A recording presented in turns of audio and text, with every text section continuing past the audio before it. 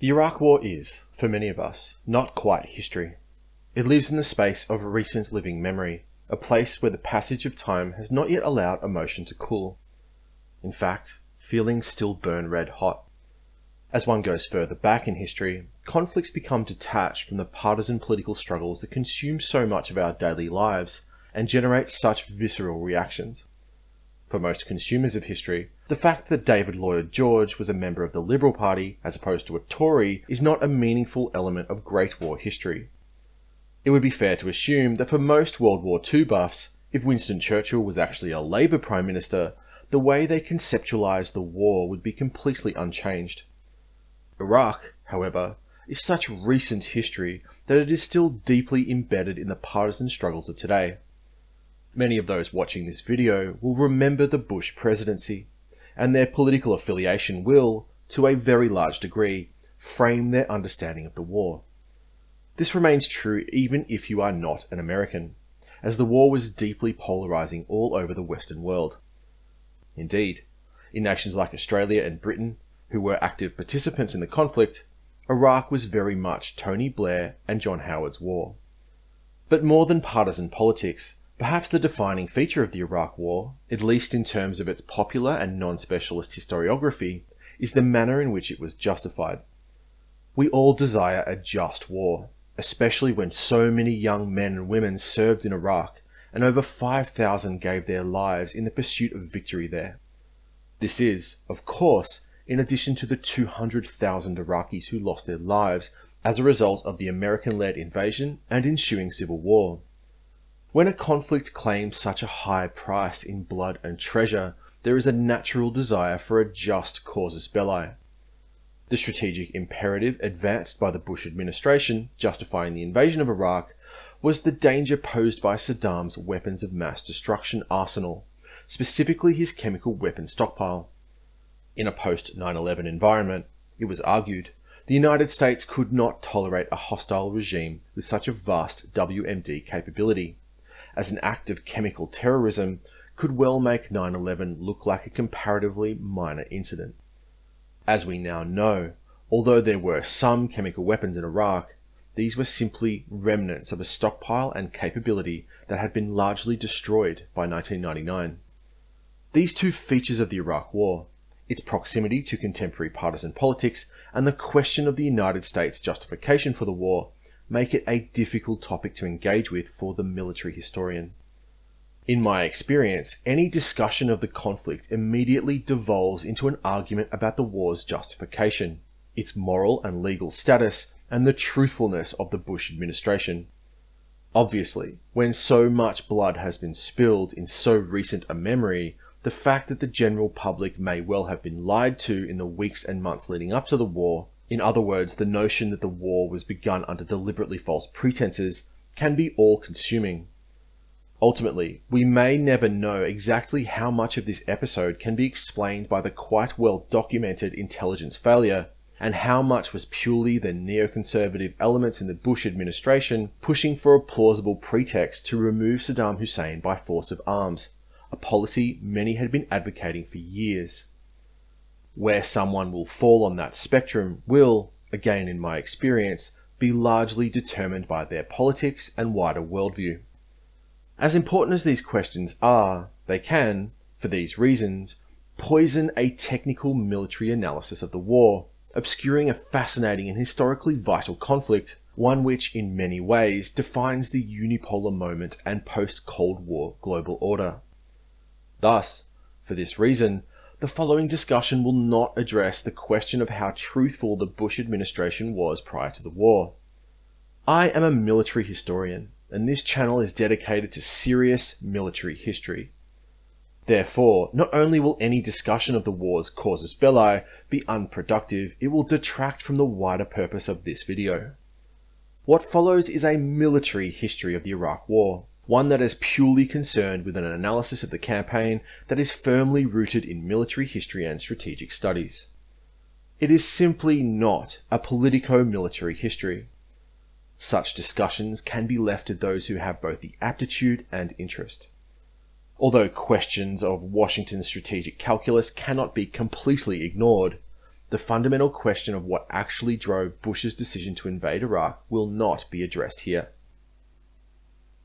On the afternoon of March 3rd, 1991, General Norman Schwarzkopf, the commanding general of US Central Command, flew into Sorfan Air Base in southern Iraq. As he arrived at Sorfan, a facility that had only been captured by coalition forces 2 days earlier, Schwarzkopf and his staff prepared for a meeting of real historical significance. Awaiting him at a tent at the edge of the airfield was Iraqi General Sultan Hashim Ahmad al-Tai. Both men were shocked by the circumstances which now confronted them. Schwarzkopf had faced a formidable challenge. Ba'athist Iraq was a globally significant military power. When it invaded Kuwait in August 1990, Iraq possessed the fourth largest army in the world. It fielded over 60 divisions, more than the United Kingdom during the Great War.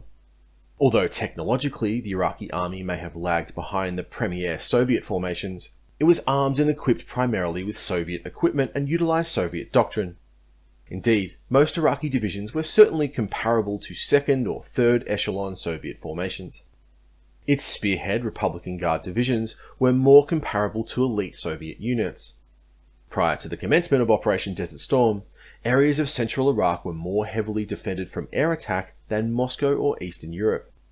Furthermore, the Iraqi military had been hardened by the fire of 8 years of high-intensity war with Iran, one of the 20th century's forgotten conflicts.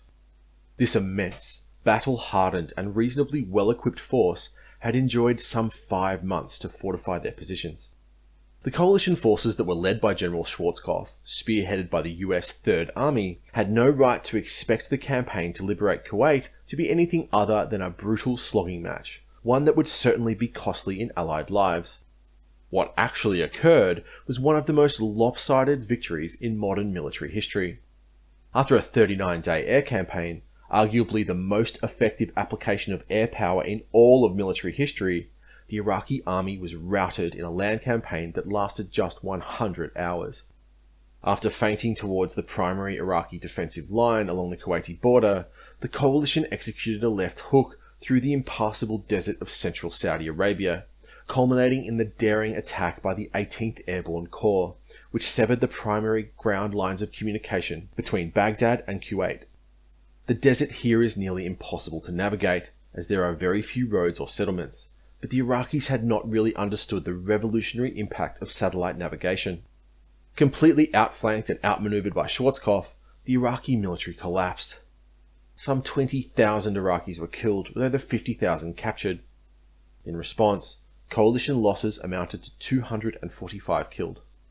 Although Schwarzkopf did not know it at the time, the surrender he signed with General Hashim Ahmad al-Tai on the 3rd of March 1991 was nothing more than a minor interlude in what would be a quarter-century of constant conflict between Iraq and the United States. Put simply, the fighting did not end with the Iraqi surrender. In fact, from the opening blows of Operation Desert Storm, the United States has been fighting in Iraq for some 30 years. There are still US forces there in 2022. Allied success in Operation Desert Storm was largely the product of nearly 2 decades of technological and doctrinal development by the United States military. Although many have derided the capability of the Iraqi military in the subsequent years, this is nothing more than an ex post facto justification of Iraq's defeat, an attempt to diminish the importance of Desert Storm. It was undeniably a revolutionary event, one that caused a wholesale re-evaluation of fundamental doctrinal concepts that were the foundation of both Chinese and Russian military strategy. Of course, Allied victory was expected, but the ease with which such a large and battle-tested force was eviscerated by the Third Army was a truly shocking event in Beijing and Moscow. Conventional conflicts in the early Cold War had demonstrated that an adequately armed force that could generate sufficient mass would outweigh any possible technological lead a smaller force could realistically have achieved. For example, despite their massive advantage in air power, the Allied armies could not counter the sheer scale of Chinese forces in Korea.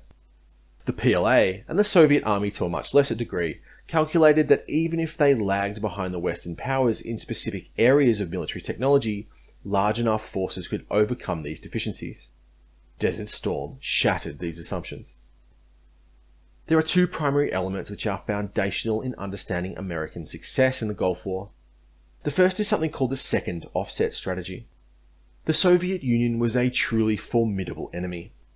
Although the United States was a much larger nation, with a larger population and higher GDP, the nature of the Soviet economy and system of government allowed it to maintain colossal military forces. In fact, the USSR was one of the most militarized nations on Earth. Various estimates place direct Soviet military spending as high as 20% of GDP, which balloons to 40% when industries that are connected to the military are included. As a percentage of the Soviet economy, this level of military expenditure was more than double the United States military budget. In essence, the highly centralized and authoritarian communist government could keep the Soviet economy on a permanent war footing. Although this colossal level of peacetime military spending was one of the reasons why the Soviet Union collapsed in the early 1990s, for the preceding 40 years it posed an immense security challenge for the Western Allies. Warsaw Pact forces were not only extremely heavily armed, they outnumbered NATO formations by 3-1 in Europe. The United States could simply not allocate enough economic resources during peacetime to match these massive Soviet forces. In order to solve this problem, the Americans relied on offset strategies. The main idea of an offset strategy is to leverage technology in order to offset your enemy's superior forces, redressing a force ratio disadvantage. The first offset strategy was developed during the 1950s. Predictably enough, it centered on the use of nuclear weapons, an area of technology where the United States had a significant advantage. Nevertheless, by the 1970s, the Soviets had achieved nuclear parity. The development and proliferation of the intercontinental ballistic missile, the hydrogen bomb, and gargantuan nuclear stockpiles had eroded the nuclear advantage once enjoyed by the Allies, and the status of mutually assured destruction that now existed between the nuclear powers had weakened the deterrent effect of NATO's nuclear arsenal. After all, if a nuclear exchange was likely to lead to mutual annihilation, just how likely was a NATO nuclear response in the event of a conventional conflict with the Warsaw Pact? Thus, the United States needed a new, second, offset strategy to redress the disastrous force ratio facing NATO in Germany, something that was only emphasized by the drastic reduction in military expenditure after Vietnam. The second offset strategy specifically aimed to leverage the United States' technological strengths in order to gain a significant lead over the Soviets in several key areas of warfare: sensors, intelligence, surveillance and reconnaissance, precision-guided munitions, stealth, and communications. The primary idea was that although the United States could not hope to maintain sufficient forces to match the Soviets during peacetime, if the Allied armies were enabled by these new technologies, they would stand a good chance of defeating the much larger Warsaw Pact forces. Although this initiative began in the early 1970s, arguably its fruits were only realized during Operation Desert Storm. Technological development alone is useless if it is not supported by advances in doctrine that are designed to leverage the new capabilities provided by breakthrough technologies. After all, if the force operates in exactly the same way, the benefits of technological development are unlikely to be realized. The technological advances delivered by the second offset strategy were accompanied by a revolutionary doctrinal concept called AirLand battle. Released in the 1982 doctrinal publication, FM 105, AirLand battle completely upended traditional US doctrine. In effect, it had changed the American way of war. Ever since Ulysses S. Grant initiated the Overland Campaign, American doctrine had been explicitly attritional. The primary guiding principle of all American military commanders, through the Civil War to World War II to Vietnam, was to bring the enemy's forces to battle and destroy them. For a nation with such vast military potential like the United States, an attritional strategy had always been a clear path to victory, as any potential enemy could either be outlasted or outproduced. But, without nuclear weapons, this strategy was unlikely to work against the Soviets. Yes, in a long war the United States would probably have the advantage, but that would not save Western Europe from immediate defeat and Soviet conquest. Really, for the first time in its history, AirLand battle reorientated the US military away from attrition and towards maneuver. Maneuver and attrition are not mutually exclusive concepts. Any military strategy requires some combination of both. However, doctrinal concepts that rely primarily on maneuver aim to disrupt enemy formations by achieving a positional advantage, rather than to simply destroy them. Perhaps the archetypal example of a doctrinal concept that emphasized maneuver is the incorrectly named German Blitzkrieg, which is juxtaposed to the explicitly attritional French doctrine of methodical operations. AirLand battle was a doctrinal concept that fundamentally emphasized maneuver. American planners identified clear Soviet weaknesses that they believed could be exploited by these new technologies. These included predictable echelonment, centralized command and control, and rigid battle plans. Soviet doctrine, going all the way back to the deep battle concept of the Second World War, emphasized the coordination of truly colossal forces to concentrate unimaginable amounts of combat power. If allowed to operate freely, the Soviet steamroller was almost unstoppable.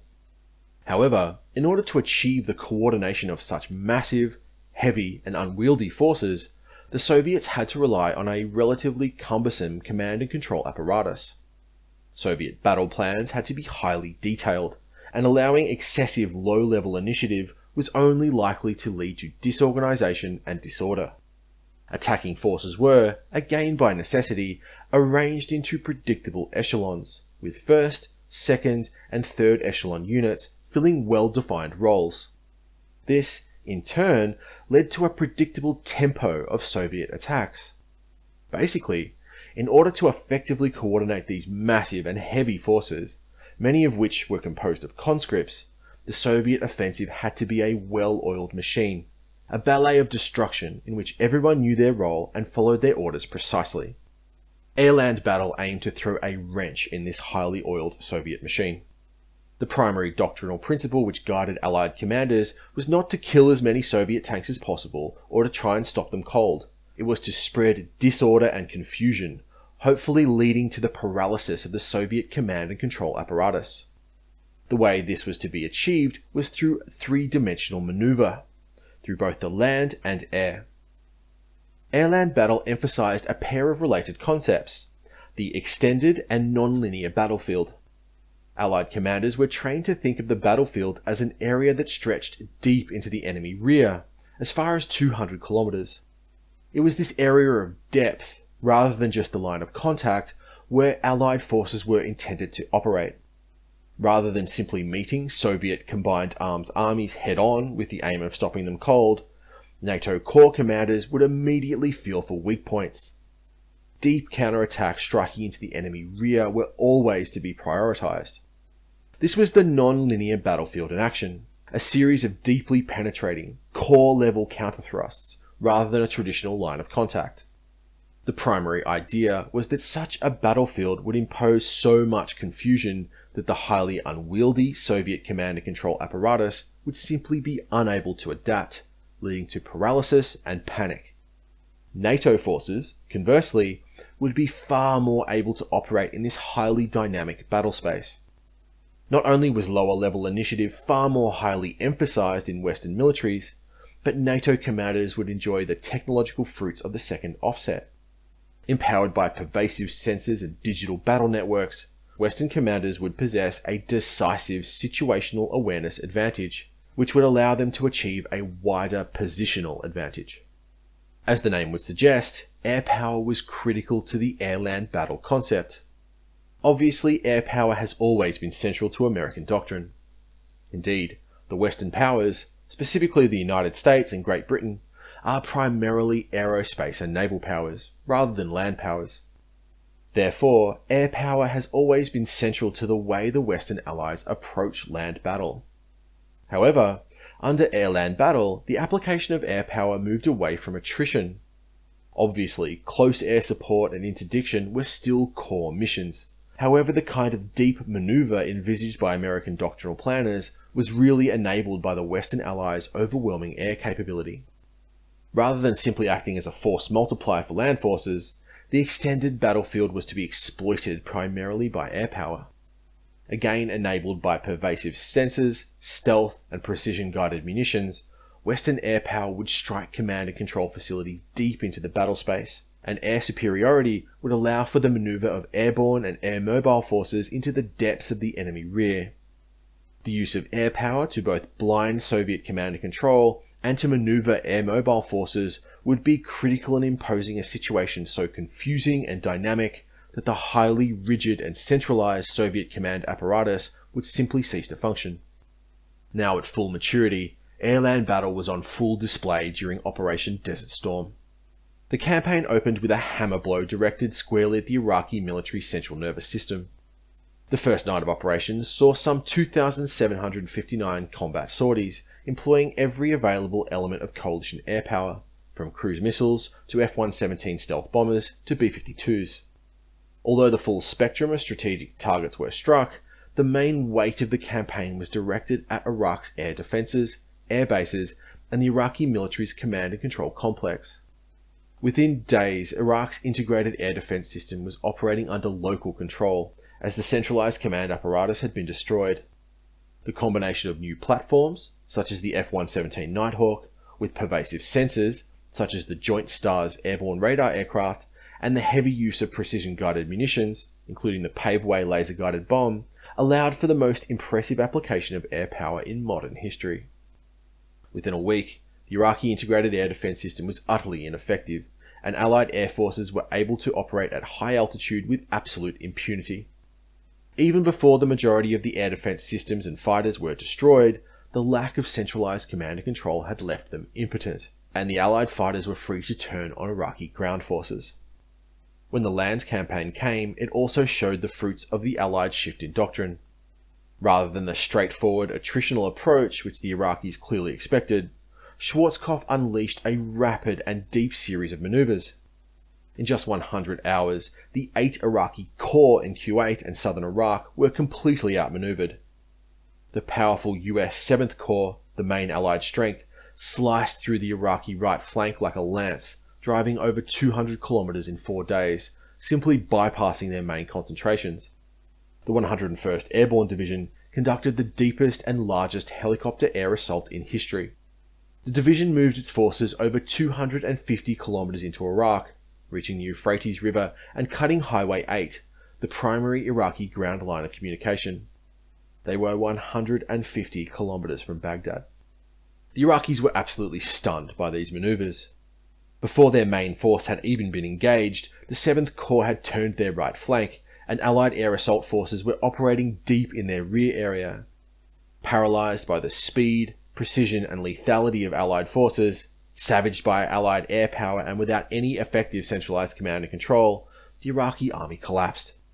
The combination of extremely rapid manoeuvre and precision strikes on Iraq's command and control complex, enabled by the attainment of air superiority, induced a fatal paralysis. Saddam's forces were placed in checkmate, and less than a week after the ground campaign had begun, General Schwarzkopf was at Sorfan taking General Hashim's surrender. As is so often the case in military history, in the fruits of success lay the seeds of future failure, and so many of the failings of the Second Iraq War can be traced back to the crushing victory in the first encounter. This is not due to arrogance or hubris, but rather a simple misunderstanding of the implications of future trends in conflict. In essence, some of the wrong lessons were learned. The early 1990s were a transformational time in the history of the US Army. After the long and harrowing Vietnam experience, it had become an organisation that was fixated on large-scale conventional conflict in Europe. With the collapse of the Soviet Union and the end of the Cold War, there was a large imperative to reduce the size of the US military and to reduce military spending generally. In 1989, the Army fielded some 18 active field divisions, but by 1995 that had shrunk to just 10. The reduction in personnel that reflected the smaller order of battle was also substantial, some 510,000 compared to 770,000. The Marine Corps also shrank by about 10%. This reduction in personnel and aggregate combat power occurred during a time where expeditionary warfare began to dominate the US military. Sustaining forces very far from their permanent bases posed additional challenges, problems that were complicated by the reduction in personnel. In order to meet this shortfall in capability, the US military relied more and more heavily on civilian contractors, many of which filled critical roles in support and logistics that had been core army roles. Along with the political pressure to reduce the size and weight of the military, Washington now faced a new strategic epoch. The 30 years between 1991 and 2021 were a strange time within the international system. Called the unipolar moment, during this period the United States assumed a position of global hegemony. Since the Second World War, America had been the dominant Western power, but with the mighty Soviet Union acting as a counterbalance, Washington's power was certainly not unchecked. With the core mission of containment now gone, the US military assumed a far more expeditionary role, one that emphasized operations other than war more than high-intensity conflict. Reasonably large-scale deployments in the Balkans, Somalia and Haiti, in addition to the constant need to deploy military forces to contain Saddam Hussein's still dangerous Iraqi regime, imposed a severe operational burden on a military force that was under significant pressure to reduce cost and personnel. As the technological advantages provided by the second offset strategy had been so decisive during Operation Desert Storm, many military theorists argued that the fundamental nature of warfare had been changed by these new technologies. They argued that a revolution in military affairs, or RMA, was currently underway. The specific technological developments that had been fielded by the United States, especially sensors and digital battle networks, had revolutionized the fundamental way warfare was to be conducted. RMA advocates argued that these new systems and technologies had effectively lifted the fog of war, giving American commanders a god's-eye view of the battlespace. With this informational high ground gained, US forces would have such a massive advantage, the force multiplication effects of these technologies would be so profound, that small and light American units would be able to easily defeat much larger foes. Although there were certainly RMA skeptics throughout the US Army and Marine Corps, these ideas gained grounds in the fires, intelligence and attack aviation communities. It was not just military theorists who loved the RMA concept, but the political class. The idea that these critical new technologies would allow the US military to deploy with a much lighter footprint was extremely attractive to various secretaries of defense. Donald Rumsfeld, in particular, became almost intoxicated with the notion that the technological dominance of the US military would allow future wars to be done on the cheap, with comparatively small ground forces deploying inordinate amounts of combat power. These ideas would have a profound impact on the course of the war after the fall of Saddam's regime. By 1996, these peacekeeping and low-intensity operations were consuming the equivalent of 4 of the Army's 10 active divisions. This level of deployment was basically unsustainable, as generally speaking, a ratio of 3 to 1 was required for long-term deployments in order to maintain standards of training. In order to generate more available forces, the Army adopted a new primary unit of maneuver, the Brigade Combat Team. With a personnel strength of 3,500, these modular brigades were roughly 1/3 of a division, and contained all of the supporting assets and capabilities required to operate independently. With organic artillery, intelligence, engineering and logistics elements, a brigade combat team could be deployed anywhere and operate alone. Nevertheless, as the structure was modular, divisions could be built from any combination of brigade combat teams, which could operate under any of the divisional headquarters. This new flexibility and modularity allowed for the US military to much more rapidly deploy its forces by increasing strategic mobility. For Operation Desert Storm, the coalition was allowed nearly 6 months to build up their forces, allowing for full divisions and corps to be moved from Europe to Saudi Arabia. This luxury was unlikely in future conflicts.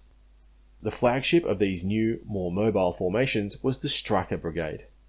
Unlike armoured or light infantry brigades, these formations relied on a family of wheeled light armoured vehicles, called a Striker. Essentially a medium formation, the Striker Brigades provided a speed of deployment and number of boots on the ground comparable to a light infantry brigade, but with the tactical mobility, firepower and protection that was more comparable to an armoured formation. These new, lighter and more mobile formations would rely on technological advances in ISR to maintain situational awareness, rather than using traditional combined arms organizations to conduct continuous reconnaissance and develop the situation in close contact with enemy forces, as was more typical doctrine. Thus, as the year 2000 approached, the US military was a much different beast in comparison to the army of General Schwarzkopf. It was much lighter, smaller, and even more technologically advanced, driven by a belief in the revolution in military affairs. This process of emaciation was only accelerated under the Bush administration. Much like Robert McNamara during the Vietnam War, Donald Rumsfeld was a Secretary of Defense that had very strong beliefs about the way the US military should be structured and how it should operate.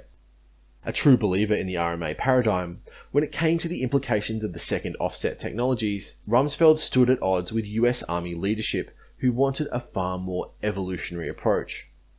The chiefs found themselves defending legacy force capabilities which were under severe threat of liquidation, to be replaced by cutting-edge, though generally unproven, technologies. The prospect of exchanging current capabilities for future possibilities was deeply unsettling for many within the upper command echelon.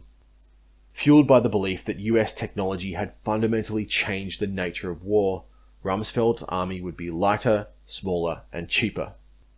Rather ironically, during the 2000 presidential campaign, Bush was deeply critical of the long-term, low-intensity deployments that had characterized US posture throughout the 1990s. In fact, during his confirmation hearing, Rumsfeld told Congress that, "I don't think it's necessarily true that the United States has to become a great peacekeeper," and later remarked about Afghanistan that he deliberately intended to keep US forces in the theatre small and to not engage in what some call nation building. Thus, the US Army of 2001 was a very different organization to 1991, and the fundamental assumptions and concepts that had underpinned much of its reform were about to be tested in some of the longest wars the nation had ever waged. As the US Army was reorienting its forces for future high-intensity conflict, the Iraqi military was on an altogether different course. It too was undergoing transformational change. Saddam Hussein had learned very different lessons from the Gulf War. The fact that coalition forces had stopped short of regime change in the wake of the devastating defeat in 1991 left him utterly bemused, as there was literally nothing he could do to defend himself. Yet, the Western Allies had stopped short of a total victory that was all but assured. What Saddam concluded from this puzzling level of restraint was that the Western Allies had no appetite for changing the regime in Baghdad, and, thus, inheriting the mess that would surely ensue. Therefore, it became a fundamental strategic assumption in Baghdad that, as devastating as the US-led coalition was from a military perspective, the Western powers did not pose an existential threat to his regime. Saddam calculated that the United States, scarred by the recent and harrowing experience of Vietnam, would not embark on another messy campaign of nation-building and counterinsurgency. Nevertheless, and despite the reprieve George Bush Sr. had given him, for a short period in 1991, Saddam's rule teetered on the brink. Iraq under Saddam Hussein was ruled by a political party called the Arab Socialist Ba'athist Party, a pan-Arab socialist movement that aimed to replace the colonial powers with an Arab state. In 1966, this pan-Arab movement split into Iraqi and Syrian factions, the later of which still exists under the leadership of Bashar al-Assad. Iraq under the Ba'athists was a one-party state, one that used an iron fist to rule over a fractured nation. Iraq was deeply divided along political, sectarian, and ethnic lines. Like many post-colonial constructions, modern Iraq is riven by centrifugal forces that constantly drive it towards fragmentation. Although primarily an Arab nation, the north of Iraq is a Kurdish area. The Kurds are an Indo-European people who speak a different language and are ethnically distinct. The wider population of Mesopotamian Arabs are divided along sectarian lines. Almost uniquely for a Muslim nation, Iraq is nearly evenly split between the two great houses of the Muslim faith, Shia and Sunni Islam. Although reliable statistics are hard to find, around a third of the population are Sunni, with the other two-thirds Shia. Whilst Ba'athist Iraq was nominally a secular government, Saddam's regime was dominated by the Sunni minority. Fearful of the connections between Iraq's Shia population and the Iranian Islamic Republic, also a Shia nation, Saddam had imposed a sectarian purge, leaving the majority of the Iraqi population excluded from government. To add to this cauldron of instability, Saddam also had many domestic political enemies who were opposed to his monopoly on political power and brutal authoritarian dictatorship. For Schwarzkopf and the other Allied commanders, the Iraqi surrender at Sorfan was the end of the war, but for the Iraqi generals sitting across from them, it was only the beginning. On February the 15th, 1991, President George Herbert Walker Bush implored the Iraqi people to remove Saddam themselves, telling a global television audience, "There is another way for the bloodshed to stop, and that is for the Iraqi military and the Iraqi people to take matters into their own hands and force Saddam Hussein, the dictator, to step aside."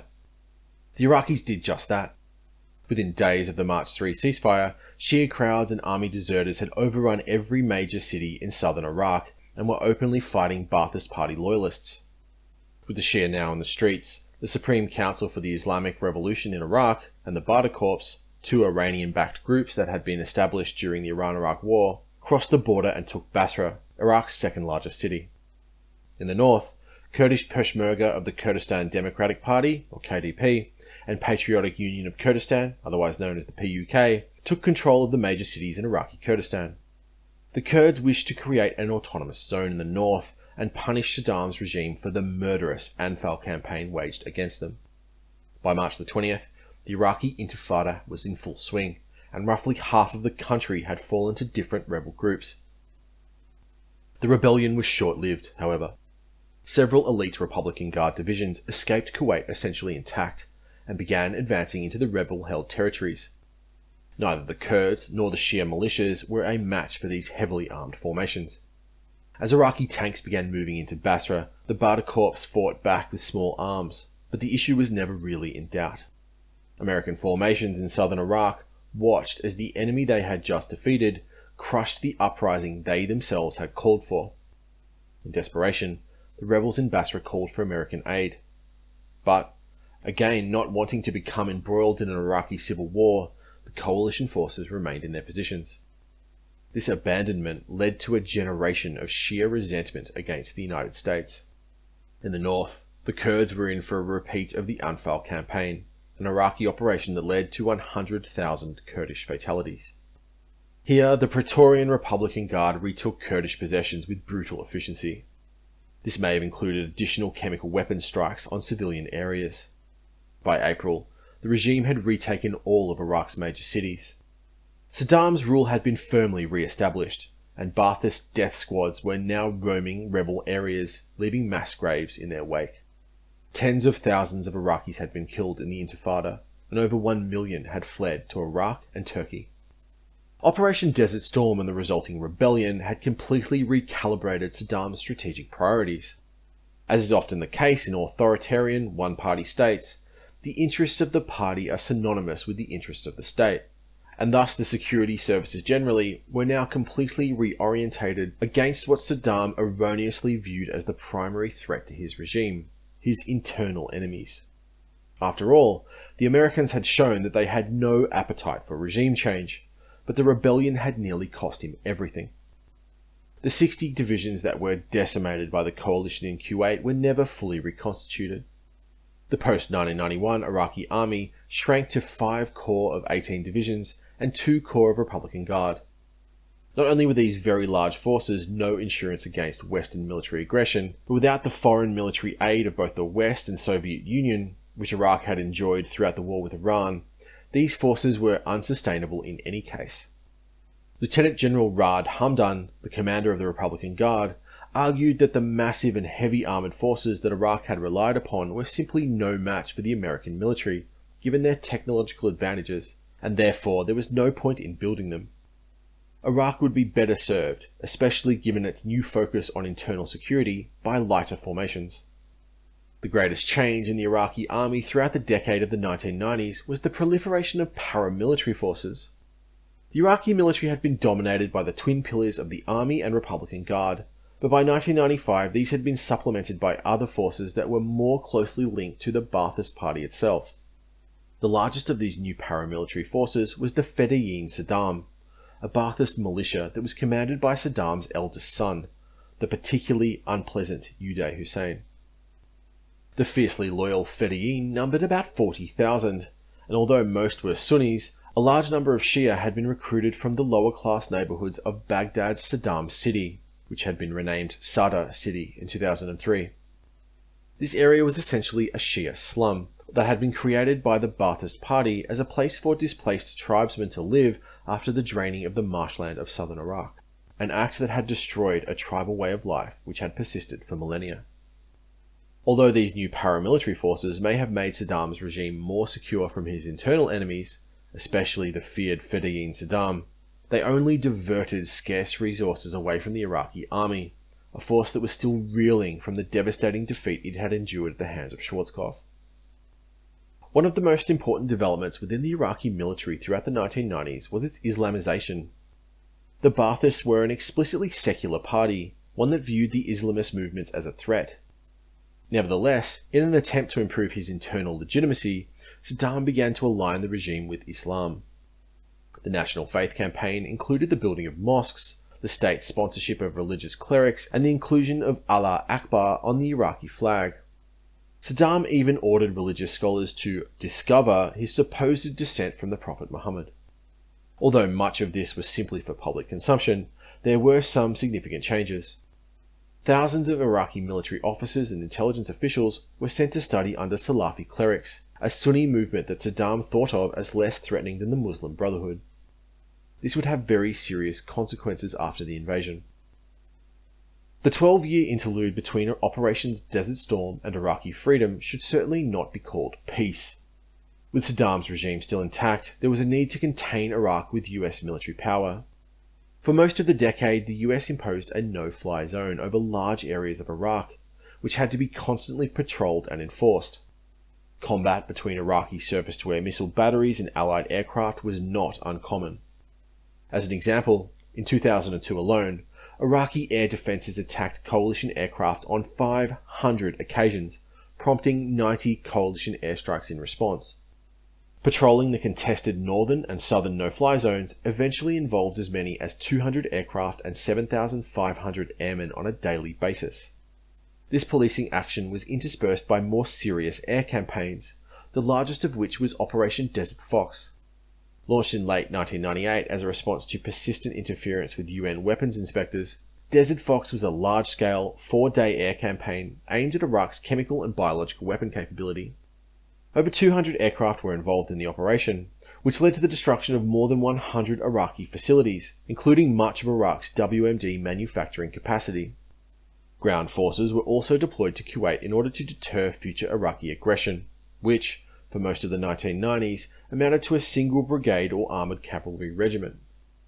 This force was supplemented by several battalions deployed along Iraq's northern border to protect the Kurdish refugees that had concentrated there.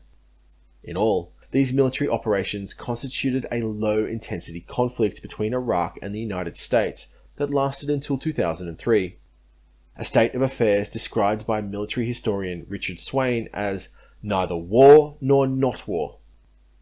Indeed, tensions between the Clinton administration and Iraq only grew as the 1990s drew on.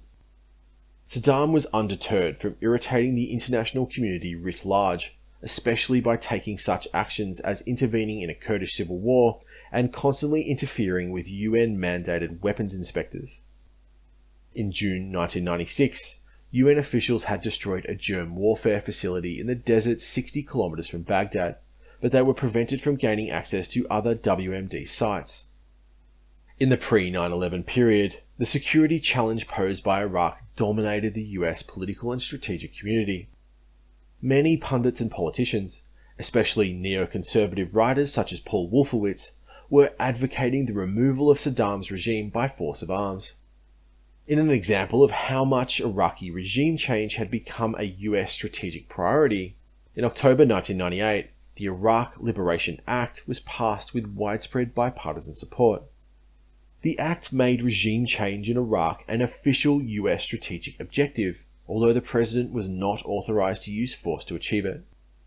As much as the post-9/11 discussion of weapons of mass destruction dominated the political discussion around the 2003 invasion, and indeed is still paramount in most people's conception of the war, it is perhaps not the best paradigm through which to understand the conflict. I would argue that Operation Iraqi Freedom was merely the second act in a war that had begun in 1990, and although Saddam's chemical and biological warfare capability was always of importance, it was never the driving factor behind US policy towards Iraq that the Bush administration portrayed it as. In many ways, there was as much continuity in Bush Jr.'s Iraq policy as there was radical change. With the simmering low-intensity conflict with Iraq occasionally boiling over, the Pentagon began planning for a full-scale invasion. The Iraq Liberation Act had clearly shown that regime change was a strategic objective for the Clinton administration, and thus US Central Command began laying the foundations for a large-scale land invasion of Iraq. In 1999, under General Anthony C. Zinni, US CENTCOM commander, US military planners conducted Exercise Desert Crossing, which was designed to simulate an Iraqi regime collapse. Its results were not positive. Zinni's planners judged that political and military planning for an invasion and post-Saddam Iraq should begin immediately, because of the immense, long-term challenges regime collapse would pose. They concluded that an intervention in Iraq would be costly in terms of casualties and resources, and regime change may not bring stability because of factors including hostile neighbors, fragmentation along religious and/or ethnic lines, and chaos created by rival forces bidding for power. 9/11 brought a new sense of urgency to US planning for an invasion of Iraq. Within just 6 weeks of the terror attacks, whilst the invasion of Afghanistan was still raging, the US political and military leadership began to focus on Iraq. On the 27th of November 2001, the new CENTCOM commander, General Tommy Franks, was asked to provide updated options for a ground invasion of Iraq. He was given the following campaign objectives. 1. Iraq's regime enablers, leadership and power base destroyed. 2. Iraq's WMD capability eliminated. 3. Iraq retains sufficient forces to defend itself, but no longer has the power to threaten neighbors.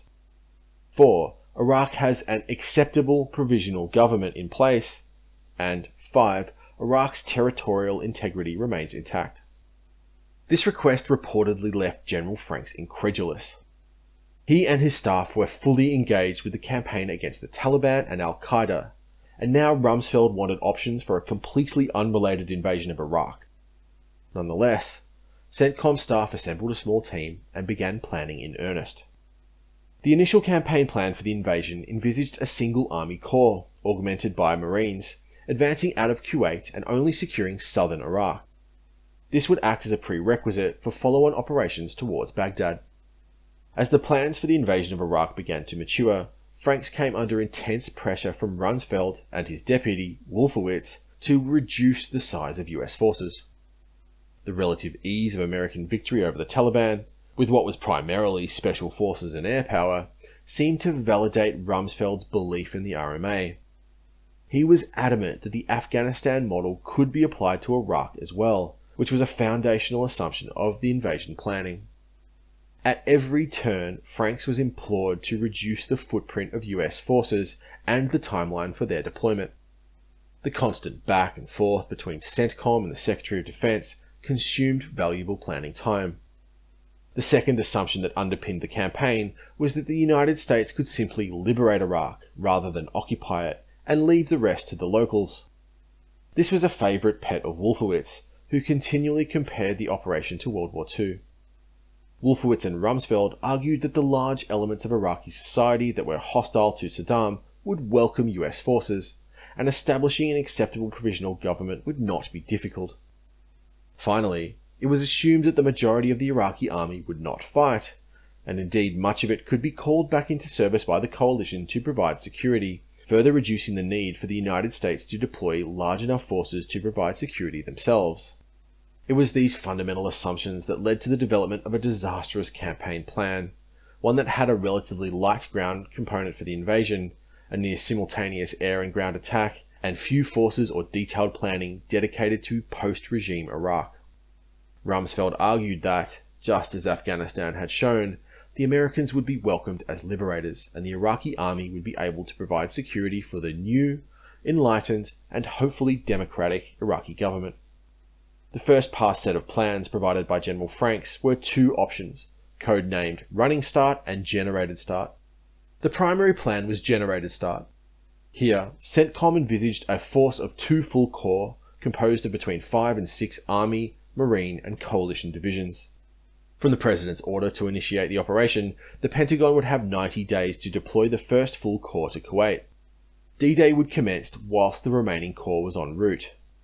Maneuvers to isolate Baghdad would take approximately 45 days, with regime destruction taking an additional 90. The total campaign was estimated to last 215 days, after which time US forces could begin to withdraw. Of the two, Running Start had the far smaller footprint. The main idea of Running Start was to initiate combat operations without a lengthy deployment time. In stark contrast to Operation Desert Storm, Running Start envisaged the immediate initiation of combat operations by a force of just 2 divisions, 1 Marine and 1 Army, whilst the main combat force, a full corps, was still redeploying. The air campaign would begin on day 1 of combat operations. Running Start was really more of a contingency plan designed to enable CENTCOM to react rapidly if Saddam took some drastic action, such as initiating a spoiling attack against Kuwait. For both plans, the air campaign would begin on D-Day. This was designed to surprise the Iraqis, who certainly expected a repeat of Operation Desert Storm. The increased precision and lethality of US air power would make a lengthy preparatory air campaign unnecessary, as air superiority could be basically achieved on day 1 or 2. Unsurprisingly, Rumsfeld had a very different vision for the campaign. He wanted smaller forces and shorter deployment times. He argued that the contingency plan, Running Start, should be the foundational campaign plan. Rumsfeld was a micromanager. He was known to constantly send ideas to his subordinates, called snowflakes in the Pentagon because of the avalanche of paperwork they generated. In April 2002, Rumsfeld sent Franks a paper written by Harlan K. Ullman and James P. Wade called Shock and Awe. A piece of military theory, Shock and Awe advanced the argument that rapid dominance could be achieved over an enemy by quick and decisive military campaigns. In essence, by rapidly striking the enemy with successive hammer blows, enabled by lethal long-range strike systems, a much smaller force could impose its will on a larger enemy by inducing shock and awe in the opposing command echelon. The core idea was related to the fundamental principles upon which AirLand battle doctrine was built, specifically targeting the enemy command decision cycle, OODA loop, and command and control apparatus more generally. However, shock and awe took the idea to its extreme. Harlan and Wade argued that speed was much more important than mass, stating that a relatively small ground force must arrive suddenly, strike without remorse, and terminate their presence quickly, before the adversary had the opportunity to recover. Both argued that the United States could topple Saddam's regime with a division-sized element or less, roughly 10,000 troops. These ideas had a profound influence on Rumsfeld, and would thus do much to shape the campaign. Army leadership, however, was highly skeptical of the rather grandiose claims made by Rumsfeld, Ullman, and Wade. Although the core concept of the shock and awe paradigm, creating paralysis in the enemy command echelon, was generally seen as desirable, the tiny forces advocated were, they argued, both impractical and unsound. The initial force level for generated start was some 385,000 personnel. By the late spring of 2002, that force had been whittled down to 275,000, a level which Rumsfeld still called way too heavy.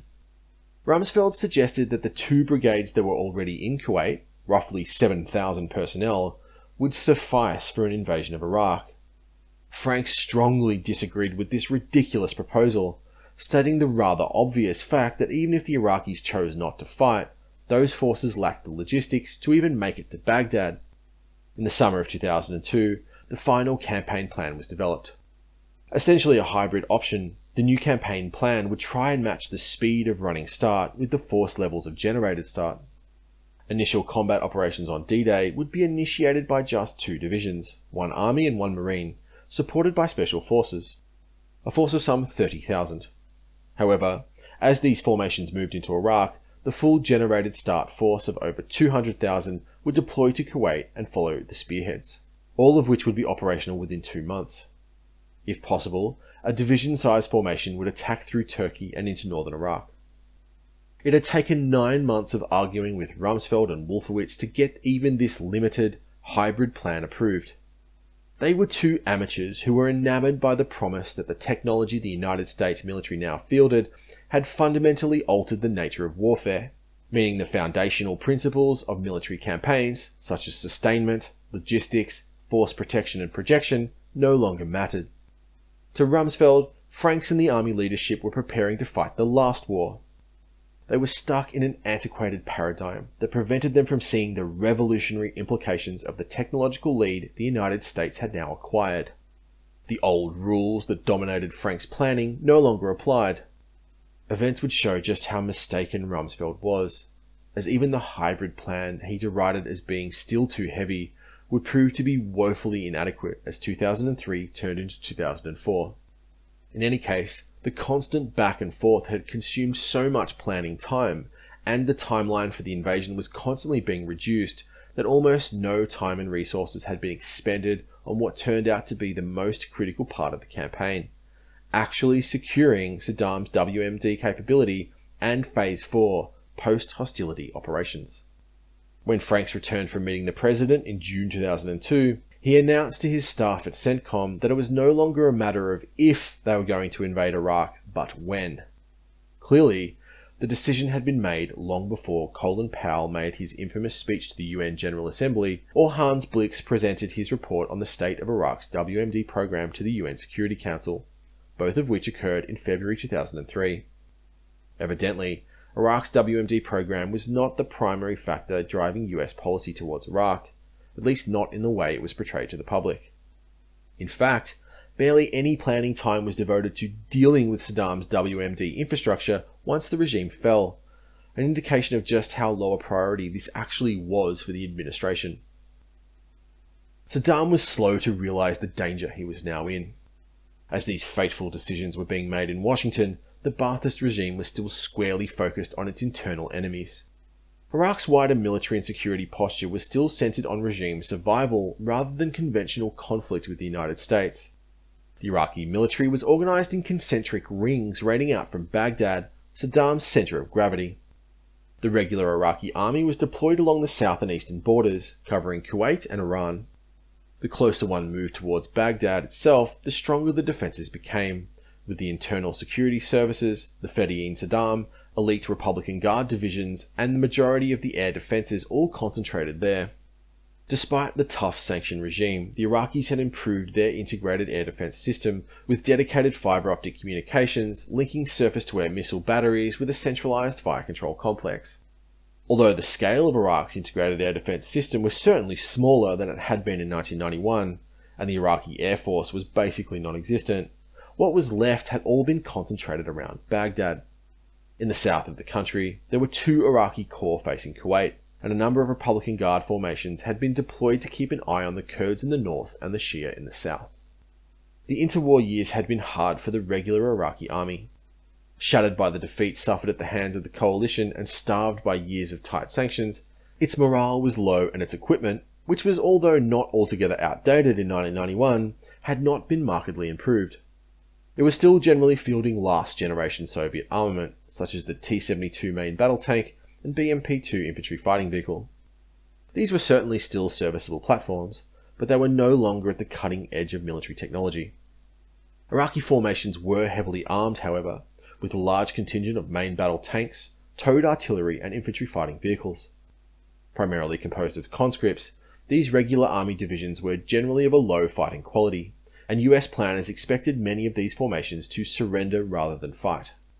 Saddam fielded 16 regular army divisions arrayed in 5 corps, with a total strength exceeding 300,000.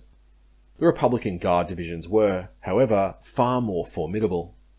Composed almost completely of contract soldiers, these formations received better pay, more training, and the best equipment available to the regime. They were Saddam's primary form of regime security, protecting him from both internal rebellion and any attempt at a coup. The Republican Guard was under the command of Saddam's son, Qasr Hussein. Iraq fielded 6 of these divisions deployed in 2 corps, about a single field army's worth, with a total strength of some 70,000. The final major element of the Iraqi military, the paramilitary Fedayeen Saddam, were generally dispersed amongst Iraq's major cities. The Fedayeen was really more suited to counterinsurgency, adept at using brutal violence and indiscriminate killing. They were ideologically motivated and loyal to the regime, but generally lacked the heavy weapons required to take on a Western military in a heads-up engagement in an open field. They were, however, more dangerous in the cities, where the urban environment provided cover. In all, including the other security services, Saddam deployed a force of roughly 500,000 men. Although the majority were of dubious value, even at maximum strength, coalition forces would be outnumbered 2 to 1. In the opening phase, that force would be approximately 5 to 1. Such was the technological and qualitative advantage enjoyed by the United States and its allies. By late 2002, even Saddam began to realize his enemy's intentions. Once their position in Kuwait was secure, the United States and United Kingdom began a very public campaign to gain support for an invasion, both to their domestic political audiences and the international community. Despite a decade of conflict with the West, Saddam had not really prepared the regime for the storm to come. US restraint in Desert Storm and operations such as Mogadishu had convinced him that Washington was incapable of sustaining even a moderate level of military casualties, and thus was so risk-averse that an invasion was all but impossible. This was a fatal mistake. It was only a matter of months before the war that direct planning for the defense of Iraq began. Iraq's defensive concept for the campaign was a form of defense in depth. He would array his forces in a series of concentric circles, or rings, with his elite units concentrated around regime strongholds, such as Tikrit, and his center of gravity, Baghdad. Iraq's geography meant these rings were really just a series of defensive positions along the Tigris and Euphrates rivers to the south of Baghdad, and a comparable series of positions along his northern flank, around Mosul and Kirkuk. Generally speaking, Iraq is its rivers and river valleys. This is where the population is, and it is in these areas that the major road networks are. To the west is the endless western and southern desert, and to the east are the mountains of Iran. Iraqi command was concerned about an attack from Jordan, as US forces began to concentrate there, and some limited formations, called the Western Desert Force, were dispatched to guard this axis. Saddam assumed that he would lose territory in the south, but concluded that it would take coalition forces several months to breach his southern defences and threaten Baghdad, which would buy him significant time to garner support from the international community. Many major powers, including US allies such as France and Germany, were vocal critics of the invasion, and Saddam was counting on his ability to bring diplomatic pressure to bear on the Bush administration. Iraq's military leaders were much more sanguine. Lieutenant General Kenan Mansour Khalil al-Ubaidi, the dean of the Iraqi Military Academy, later remembered that, "We military officers knew that the war was coming and it would be the end. I knew US forces would go for Baghdad, and those forces would go all the way. We also knew of the US fighting capabilities." Both Saddam and his generals were in agreement about one thing. The invasion would only come after a long air campaign in the vein of Desert Storm. To counter this threat, Iraqi command decided to disperse its forces, supply dumps, and command and control facilities as widely as possible. They judged that the Americans would utilize 3 primary axes of attack, which would all converge on Baghdad. One from Turkey in the north, driving along the main highways that ran from Mosul to Kirkuk, from Jordan in the west through Ramadi, and then the main effort from Kuwait. In the south, the major ground lines of communication ran through Basrah, Iraq's second city, then split with highways leading to Nasiriyah and Amrah, before converging on Kut and continuing up the Tigris to Baghdad. These assumptions were badly flawed, and it was only on the very eve of the invasion, when it finally became clear that Turkey would not allow US forces to attack from the north, that Saddam actually reinforced his southern defences. In what was actually a very skillful and well-executed operation, the whole Nebuchadnezzar division of the Republican Guard left their vehicles in place at Kirkuk and quietly moved to the Babel province near Karbala, a large-scale troop movement that went completely undetected by the coalition. Despite these defensive plans and maneuvers, the simple reality was the Iraqi military was completely unprepared for the storm that was about to be unleashed upon them. Despite their relatively small numbers, the coalition forces that were gathering in Kuwait represented a truly awesome concentration of military power. Whether the revolution in military affairs turned out to be myth or reality, the simple fact is the combination of pervasive sensors, digital communications, and precision-guided munitions had a powerful impact on the Western way of war, especially in the use and utility of air power. These systems, technologies, and platforms acted as force multipliers, drastically increasing the combat power a certain platform or formation could generate. As opposed to the nearly 30 Iraqi divisions under Saddam Hussein, just 4 coalition divisions were concentrated in Kuwait. On the left flank was the US 5th Corps, which would advance up the Euphrates towards Karbala and Najaf. There were 2 formations under the 5th Corps headquarters, the 101st Airborne and 3rd Infantry Divisions. The 101st was composed as an air assault formation, meaning the division could conduct airborne operations by helicopter. Whole battalions could be inserted by helicopter hundreds of miles behind enemy territory, which was a key capability underpinning US doctrine. The main body of the 5th Corps was the heavy 3rd Infantry Division, which in many other armies would be considered an armoured formation. In 2003, the division fielded 3 combined arms brigades, including 4 regiments of tanks and 6 regiments of mechanised infantry. The 2 divisions complemented one another. The 101st could conduct deep air assault operations that would pave the way for the armoured spearheads of the 3rd. To the right of the 5th Corps was the 1st Marine Expeditionary Force, the main component of which was the 1st Marine Division.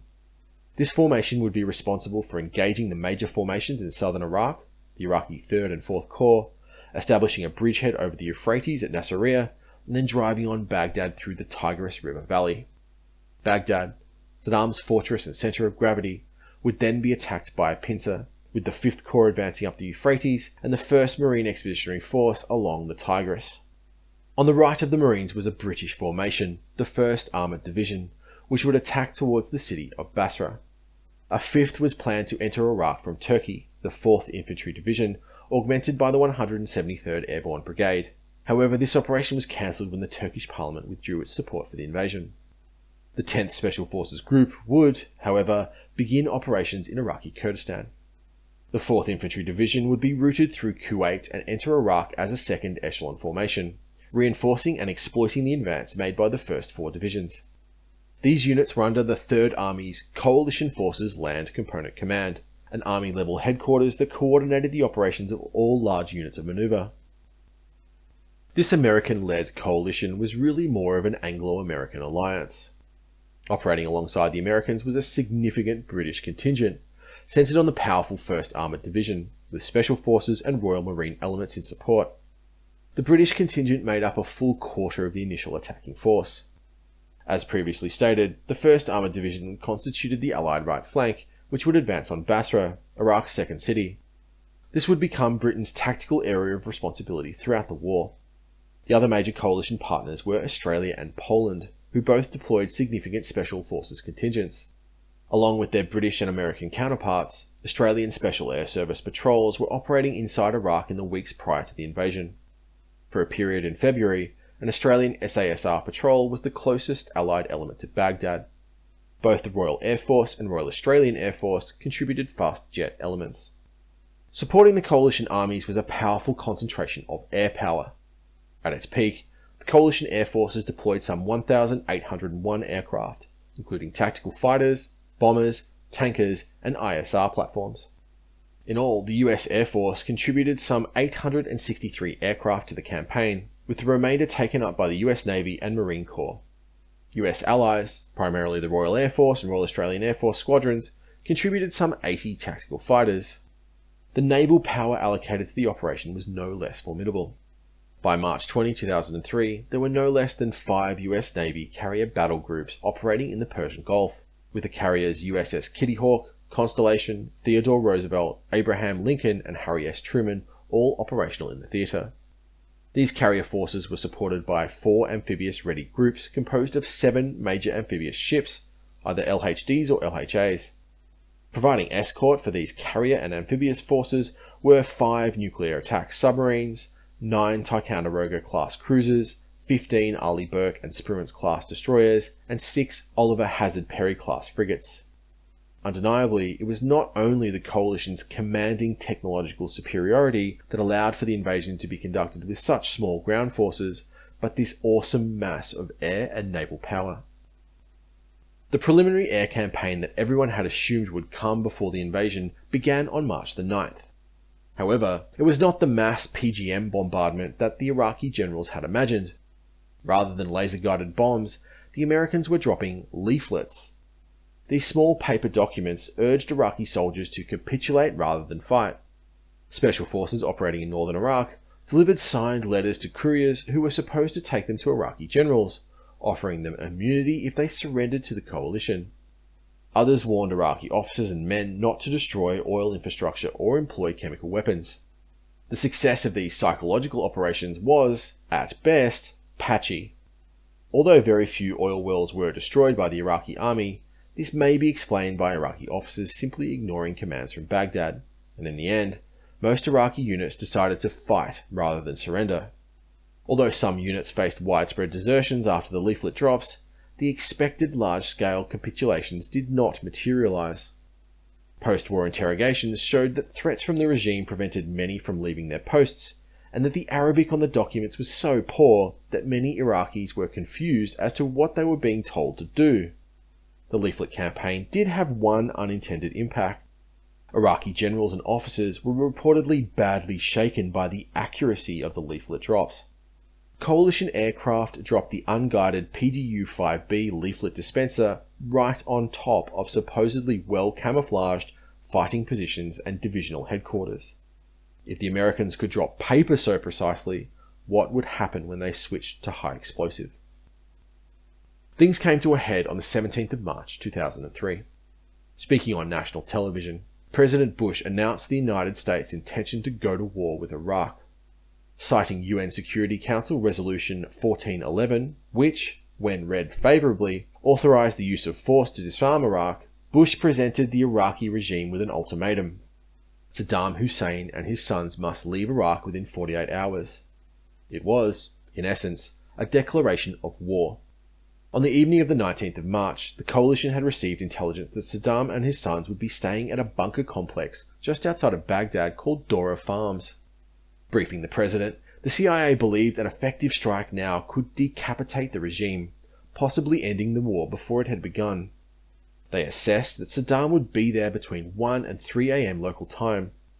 Bush agreed to an airstrike, but decided to wait until the 48-hour ultimatum had passed. At 4:30, a pair of F-117 Nighthawks prowled the dark sky over Baghdad.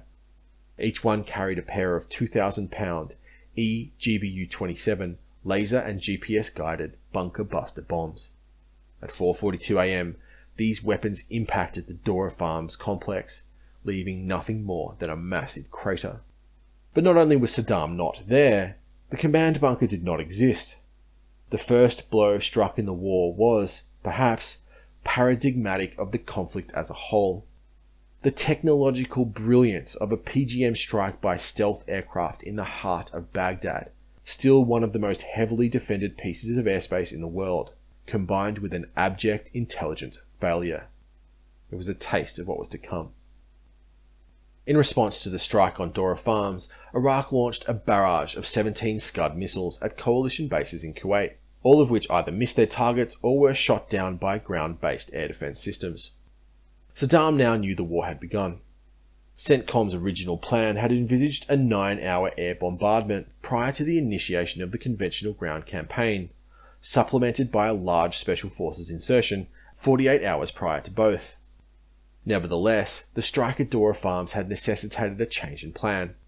Not only were the Iraqis now fully aware of the coalition's intentions, UAV footage showed what appeared to be attempts to destroy oil infrastructure in southern Iraq.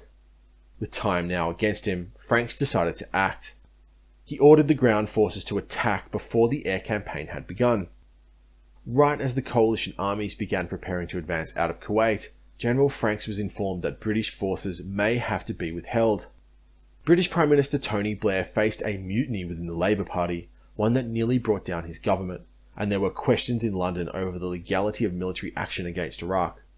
With just 24 hours' notice, Franks was informed that a quarter of his heavy forces may have to remain in Kuwait.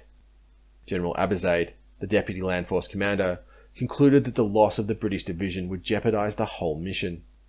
It was only 6 hours before coalition forces crossed the border that CENTCOM got final confirmation that British forces would participate in the invasion. Protecting Iraqi oil infrastructure was a key coalition objective, as using oil revenue to fund the reconstruction effort was a key element of the campaign plan. Thus, with the detected threat to oil infrastructure in the south, the 3rd Army Combined Forces Commander, General David McKiernan, decided to attack as soon as possible, ordering the 3rd and 101st Divisions and 1st Marine Expeditionary Force to move rapidly to their attack start lines. The border between Iraq and Kuwait was defined by a high sand berm, which had to be physically deconstructed before coalition forces could advance. Once sufficient holes had been made by bulldozer, the 1st Battalion, 7th Marines crossed the border into Iraq. The time was 4 AM, March the 21st, 2003. Because of the complex targeting plan, the Coalition Forces Air Component Commander, Lieutenant General Michael Buzz Mosley, could not bring forward the air campaign. Thus, to the shock of the Iraqis, for 17 hours the heavy coalition ground forces attacked into Iraq without major air support. This proved to be a stroke of genius. The leaflet drops had supported Saddam's assumption that the initial Allied blow would be struck by the air forces, with a lengthy air campaign followed by a limited ground offensive. Thus, none of the Iraqi forces or commanders were expecting to fight a land battle on the 21st of March. Many fled at the mere sight of heavy mechanized brigades advancing upon them. By attacking early and without air support, CENTCOM had achieved strategic surprise. As soon as the Allied forces crossed the burn, they began advancing rapidly towards their objectives. Indeed, over and above the surprise of a land invasion without an air campaign, the ability of coalition forces to maneuver also came as a shock to the Iraqis. On the right flank, the US Marines and 1st Armoured Division began advancing on Al-4, Qasr, and the Rumaila oil fields. The first unit to make contact with Iraqi forces were British Royal Marines. Aided by Special Forces and the 15th Marine Expeditionary Unit, 3rd Commando Brigade advanced on Qasr, Iraq's largest port. The Iraqi 51st Mechanized Division was rapidly pushed back, with several bridges taken by coalition forces. However, as they entered the city, the Marines faced determined resistance. Throughout the 23rd, an intense pitched battle was fought in the industrial area between USMC elements and Iraqi infantry, who held their positions resolutely.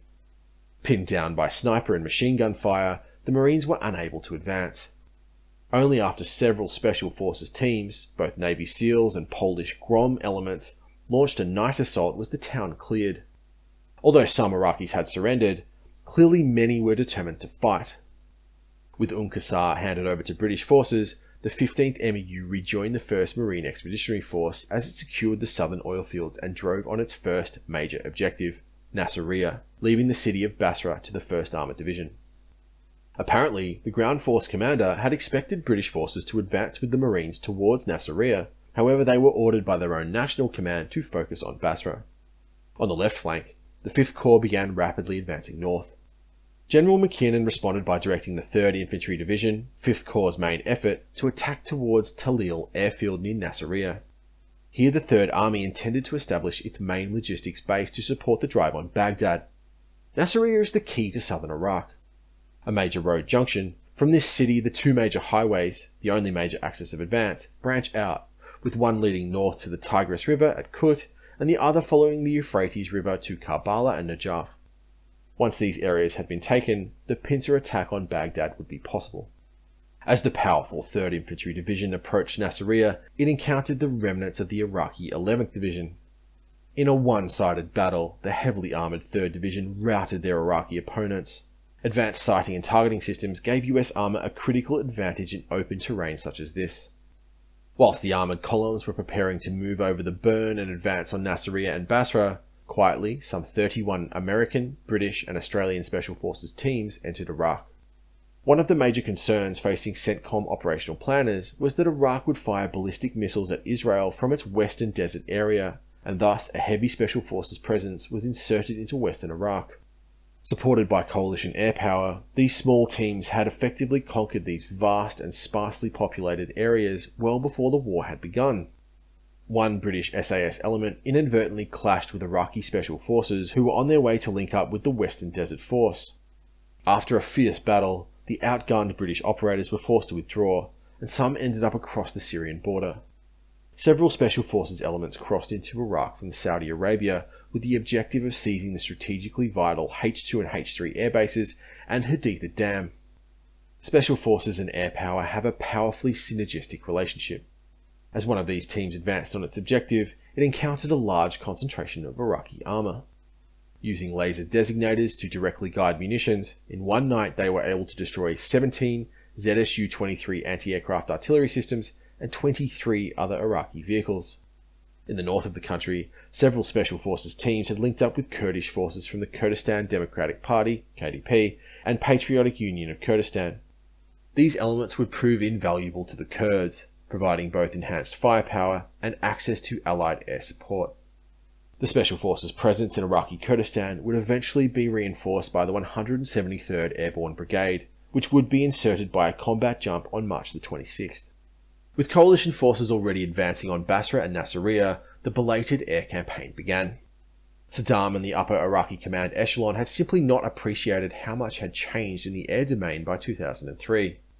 Obviously, the Iraqi military was a much smaller target in comparison to Operation Desert Storm, but the precision of the coalition forces, in combination with pervasive ISR, had alleviated the requirement for a long and attritional air campaign.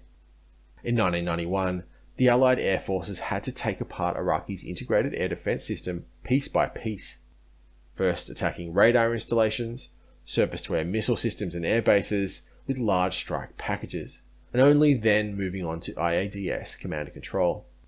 It was only once the integrated air defense system itself had been degraded that the full weight of coalition air power was shifted to targets of strategic importance. Only in the later stages of the campaign, once air superiority had been achieved, at least over 10,000 feet, that the ground forces were subjected to large-scale bombardment. In 2003, these strategic targets were struck on the very first night. The significantly increased precision and lethality of Allied air power, in addition to the non-existent air threat, alleviated the requirement for a month-long preliminary bombardment. Although PGMs, like laser-guided bombs, stole the headlines in Operation Desert Storm, the vast majority of the munitions expended were not precision-guided. Rather, they were simple iron bombs. As an example, only 5% of all ordnance used in 1991 were the laser-guided paveway. By 2003, only 30% of all bombs dropped were not precision-guided. During the whole campaign, some 8,618 laser-guided bombs and 6,452 GPS-guided JDAMs were expended. These accounted for over 50% of all weapons used. The greater use of PGMs meant that fewer aircraft could effectively hit more targets more precisely. Only 293 USAF fighters were deployed in support of the operation. Additionally, the introduction of new standoff weapons, such as the AGM-154 JSO, allowed non-stealthy aircraft to more effectively strike heavily defended targets. In combination, these new technological developments allowed for an air campaign plan that was much more compressed. The targeting information available to CENTCOM air planners was later described as exceptional. In stark juxtaposition to 1991, the coalition intelligence staff had spent a decade cataloguing critical regime infrastructure. Iraq's defences were also far less formidable, with most of its 300 or so strong air force considered inoperable due to lack of spares, and the number of radar-guided SAM systems being whittled down to 60 by nearly constant low-intensity combat with US aircraft. However, Baghdad itself was now more formidable than it was during Desert Storm, as the Iraqis had concentrated their air defense systems there. It was still one of the most heavily defended cities in the world. Nonetheless, the initial tempo of air operations over the first 40 hours was modest, as most focused on supporting Special Forces operations.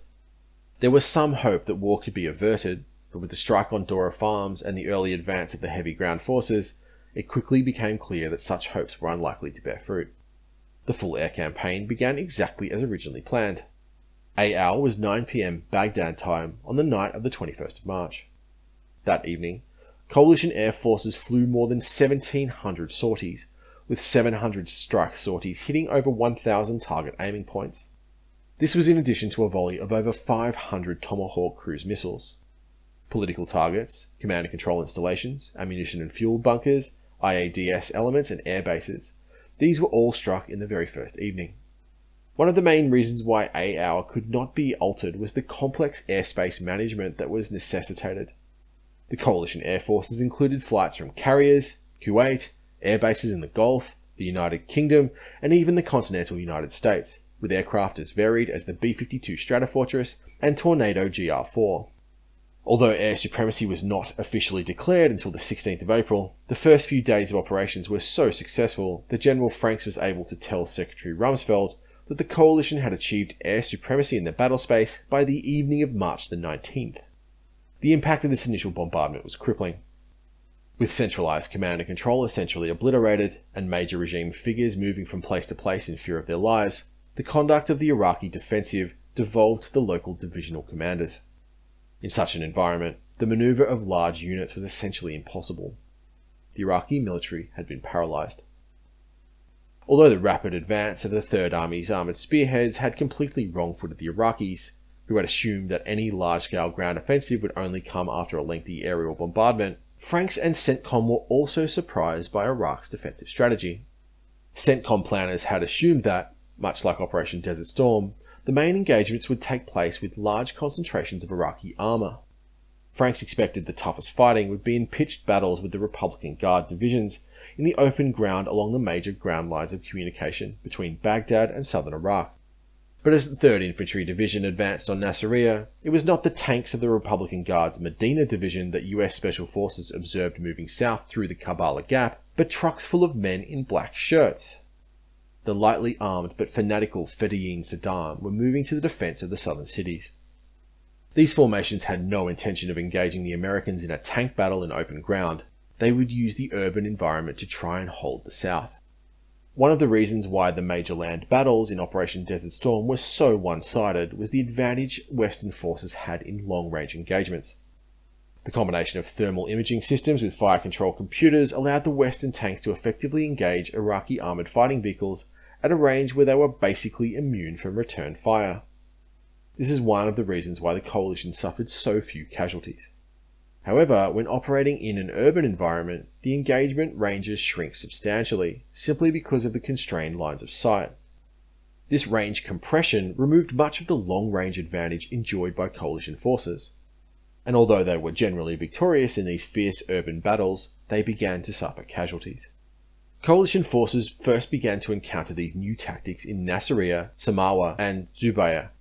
In accordance with the operational plan, the 3rd Infantry Division remained outside of the city of Nasiriyah proper, bypassing it and leaving blockading forces to the south and east, as well as securing a crossing over the Euphrates.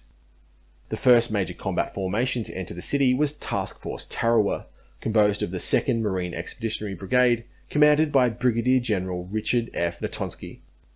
Natonsky's orders were to hold the Highway 1 crossing and secure a further 2 bridges in the eastern part of the city, which would facilitate the 1st Marine Expeditionary Force's drive to the north. He was to do this without getting bogged down in urban combat, as the city itself was to be bypassed rather than secured. As the heavily armed Marines rolled through the city, they were met with a barrage of artillery and small arms fire.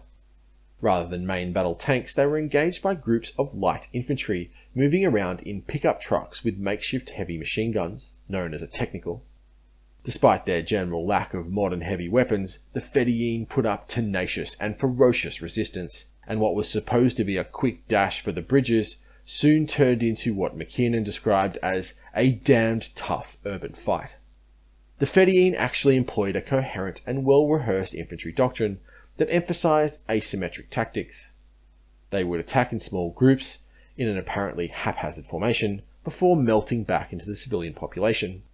Most wore civilian clothes. They operated from Ba'ath Party headquarters, mosques, hospitals and schools, not hesitating to use human shields, knowing that coalition air power would be reluctant to strike these targets. In general, the Fedayeen were suicidally brave, showing a fighting spirit that the regular Iraqi army lacked. There are numerous reports of viciously close fighting between the coalition units and paramilitary elements. As they wore civilian clothes, many Fedayeen were able to crawl or walk right up to American tanks and armoured fighting vehicles, requiring crew members to fight them off with pistols and even Iraqi AKMs. As the British 1st Armoured Division began advancing into Iraq's second largest city, Basrah, they too encountered the Fedayeen Saddam. After coming under heavy fire from men wearing civilian clothes around the Sunni-majority suburb of Zubayah, British forces decided to halt and focus on reconnaissance, setting up several checkpoints and isolating the area. With such a large civilian concentration, British local commanders determined that careful tactics were warranted. During the course of the day, a pair of Iraqi army regulars surrendered. They were able to provide accurate intelligence on the Republican Guard, Fedayeen, and Ba'ath Party headquarters and strongpoints inside the suburb. Under the cover of darkness, where the threat of civilian casualties would be lowest, the division conducted a series of nighttime raids. Rolling in with heavily armed columns, British forces hit these critical Iraqi targets. Although the defenders put up staunch resistance, they were unable to deal with the firepower of British armoured forces. All the major targets were cleared, leading to the destruction of ammunition stockpiles and inflicting significant enemy losses.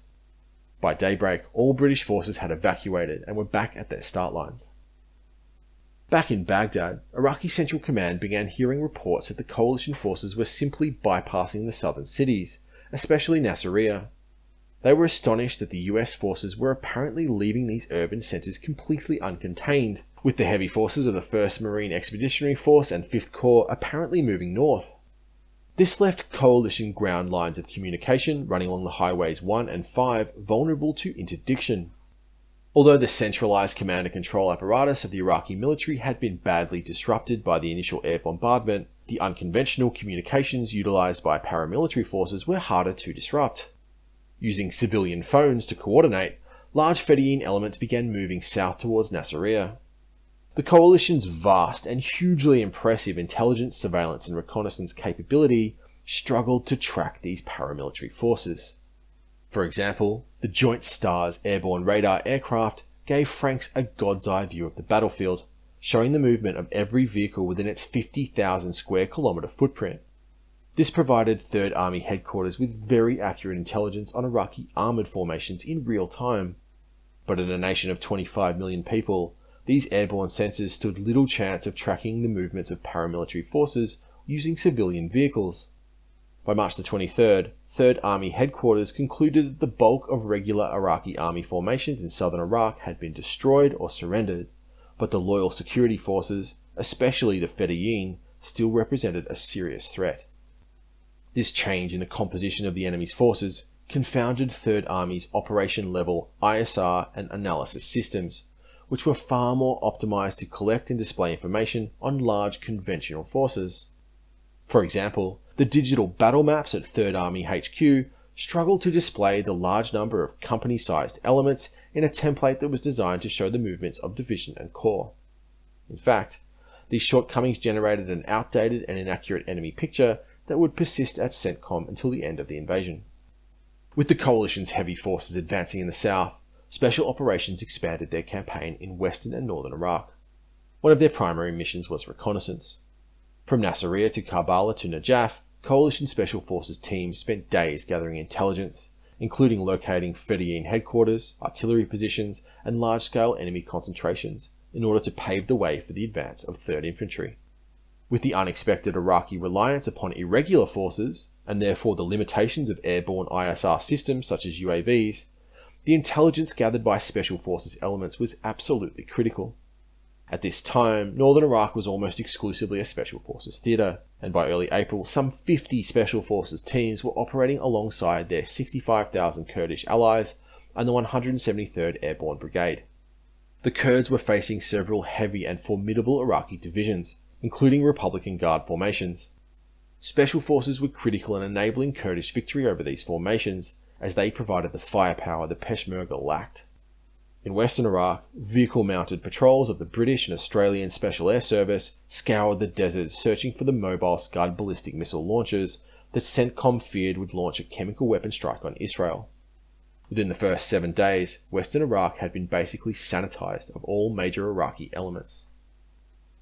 By March the 23rd, CENTCOM headquarters were forced to change their operational plan. Despite the rapid victory over the 2 Iraqi corps in southern Iraq, the paramilitary forces operating out of the southern cities posed an unforeseen threat to coalition ground lines of communication. Supply convoys moving behind the armoured spearheads came under unexpected attack, with several ambushed by Fedayeen. The worst incident occurred when the ill-fated 507th Maintenance Company, a support element of the 3rd Infantry Division, took a wrong turn. Rather than driving around Nasiriyah, the unit inadvertently drove right through the city. Although the lightly armed Fedayeen often struggled to effectively engage the heavy forces spearheading the coalition offensive, support elements posed less of a challenge. As the 507th drove through the city, they blundered into a devastating ambush. The lightly armoured vehicles were raked by machine gun, small arms and RPG fire. Within minutes, the 507th had lost 11 killed and 9 wounded, with the burning and destroyed vehicles overrun by Iraqi infantry. Of the 9 wounded, 7 were captured. Amongst them was 19-year-old Private Jessica Lynch. Hailing from Palestine, West Virginia, Lynch had joined the military because her working-class mother could not afford to send her to college. Despite her relative obscurity, this incident would propel Private Lynch to become an international celebrity. News of the disaster which befell the 507th spread rapidly, and the fate of the missing Jessica Lynch captured the imagination of millions of Americans. Unlike the other casualties of the 507th, Lynch was a young and beautiful woman, and her potential fate dominated the American media cycle. Despite the widely discussed fears of her rape and torture at the hands of the Iraqi military, Lynch was simply taken to Nasiriyah hospital for treatment. Whilst she was recovering from her wounds there, American forces were tipped off to her presence by an Iraqi lawyer. In one of the most famous incidents of the invasion, Delta Force operators led a daring rescue operation, one that was, of course, at least partially captured on live TV. With embedded camera crews recording the drama, on April 1st, Special Forces elements raided the hospital. They found Private Lynch in a hospital bed being cared for by Iraqi nurses and doctors. No resistance was encountered, as the Iraqi military had abandoned the hospital and Private Lynch the day before. Despite its inacuity, the capture and rescue of Private Jessica Lynch presented a golden propaganda opportunity, and its portrayal to the American people would become a symbol of the dishonesty and mistrust that surrounded the 2003 invasion of Iraq for many Americans, one that Private Lynch herself would later come to resent. Clearly, given the experience of the 507th and other support elements, some forces would be required to contain these cities. General McKinnon ordered significant elements to contain these large urban centres, including the clearing of major villages and towns that sat alongside the main highways. In Nasiriyah, most of Task Force Tarawa was ordered to remain in the city and continue clearing operations until all of the bridges over the Euphrates and Saddam Canal were secure. The Marines faced a tough 9-day battle, which would eventually cost the coalition 32 killed and 60 wounded. As the Marines were facing unexpectedly stiff resistance on the streets of Nasiriyah, 5th Corps was planning its most daring manoeuvre of the operation. US Doctrine, specifically AirLand battle, which was still foundational in US military thinking in 2003, emphasized rapid maneuver and deep penetrations with the objective of disrupting the enemy command decision cycle.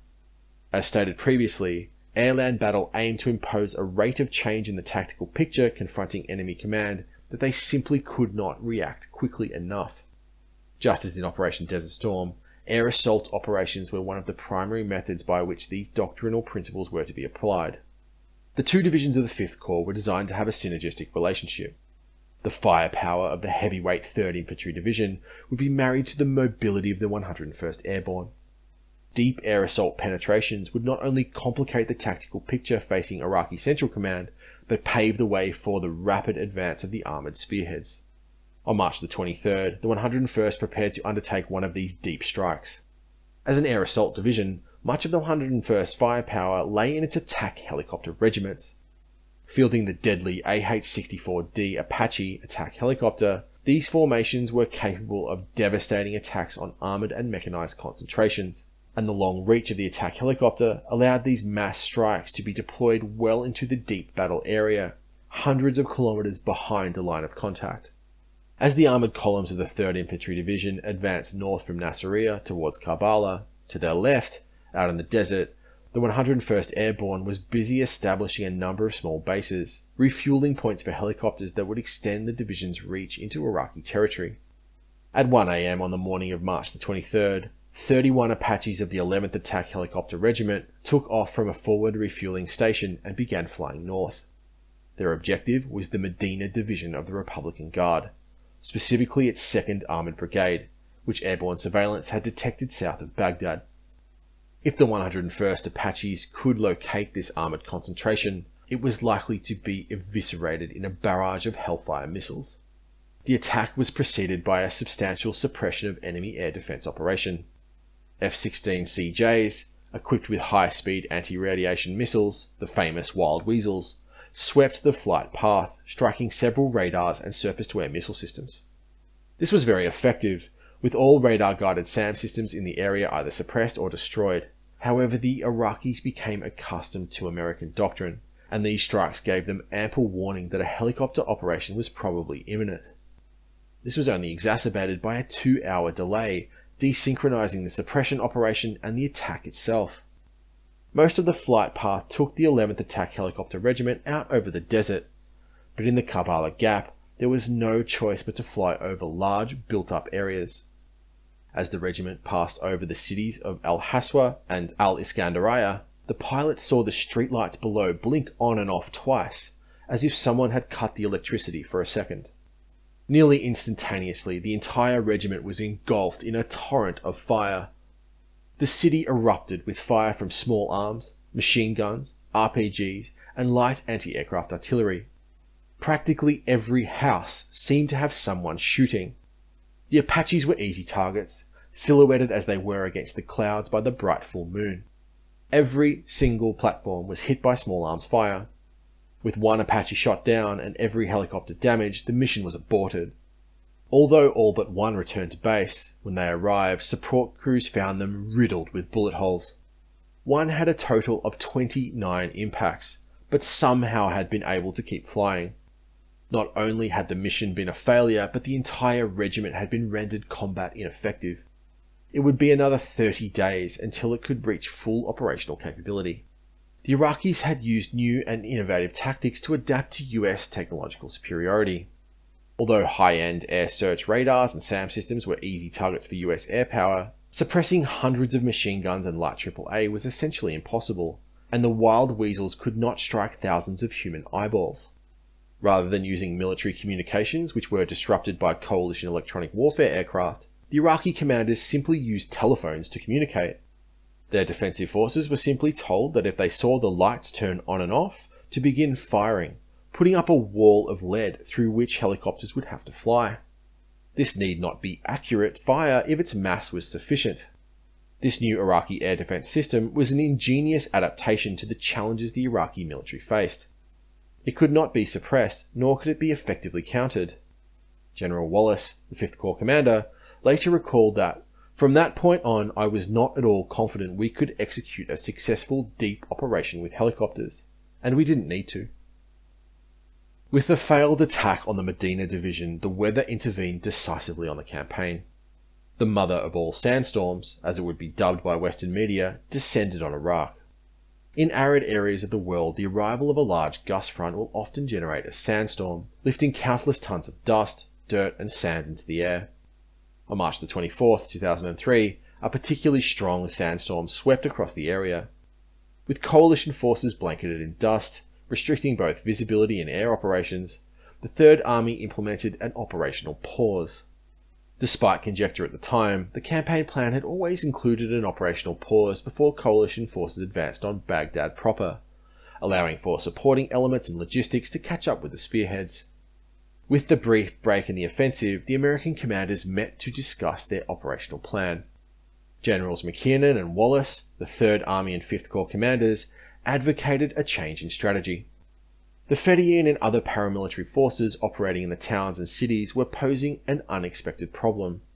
Along the main axis of attack, the major highways, the many towns and villages provided the Fedayeen with perfect cover for ambush and counterattack. Although they only posed a limited threat to Western heavy formations, and were often slaughtered by mechanized infantry, the lightly armed supply battalions were another story altogether. The two generals wanted to redeploy both elements of the 101st Airborne Division and the only operational reserve, one brigade of the 82nd Airborne, which was in Kuwait, to clear these towns and villages along the ground lines of communication running to the south. Franks was unconvinced of the need to do this. Back at CENTCOM HQ, the highly sophisticated computerized battle displays were not showing these paramilitary forces, all of which were hard to identify by American ISR systems. Only after a long and lengthy argument was Franks convinced that there really was a threat to coalition supply lines, one which could jeopardize the operation. With advanced elements of the 3rd Infantry Division and 1st Marine Division now on the outskirts of Baghdad's main defences, the Sandstorm provided a perfect opportunity. By the 24th, the 3rd Infantry Division was approaching the major defensive line around the Karbala Gap, and the Marines were approaching the Tigris. They were about to encounter the elite Republican Guard divisions which formed Saddam's primary defences. These areas were held by the Medina, Nida, Baghdad, and Hammurabi Republican Guard divisions.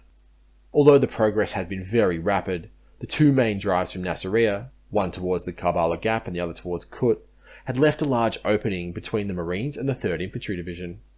This was now becoming somewhat of a Fedayeen stronghold, and McKinnon wanted this area to be secured before advancing on Baghdad.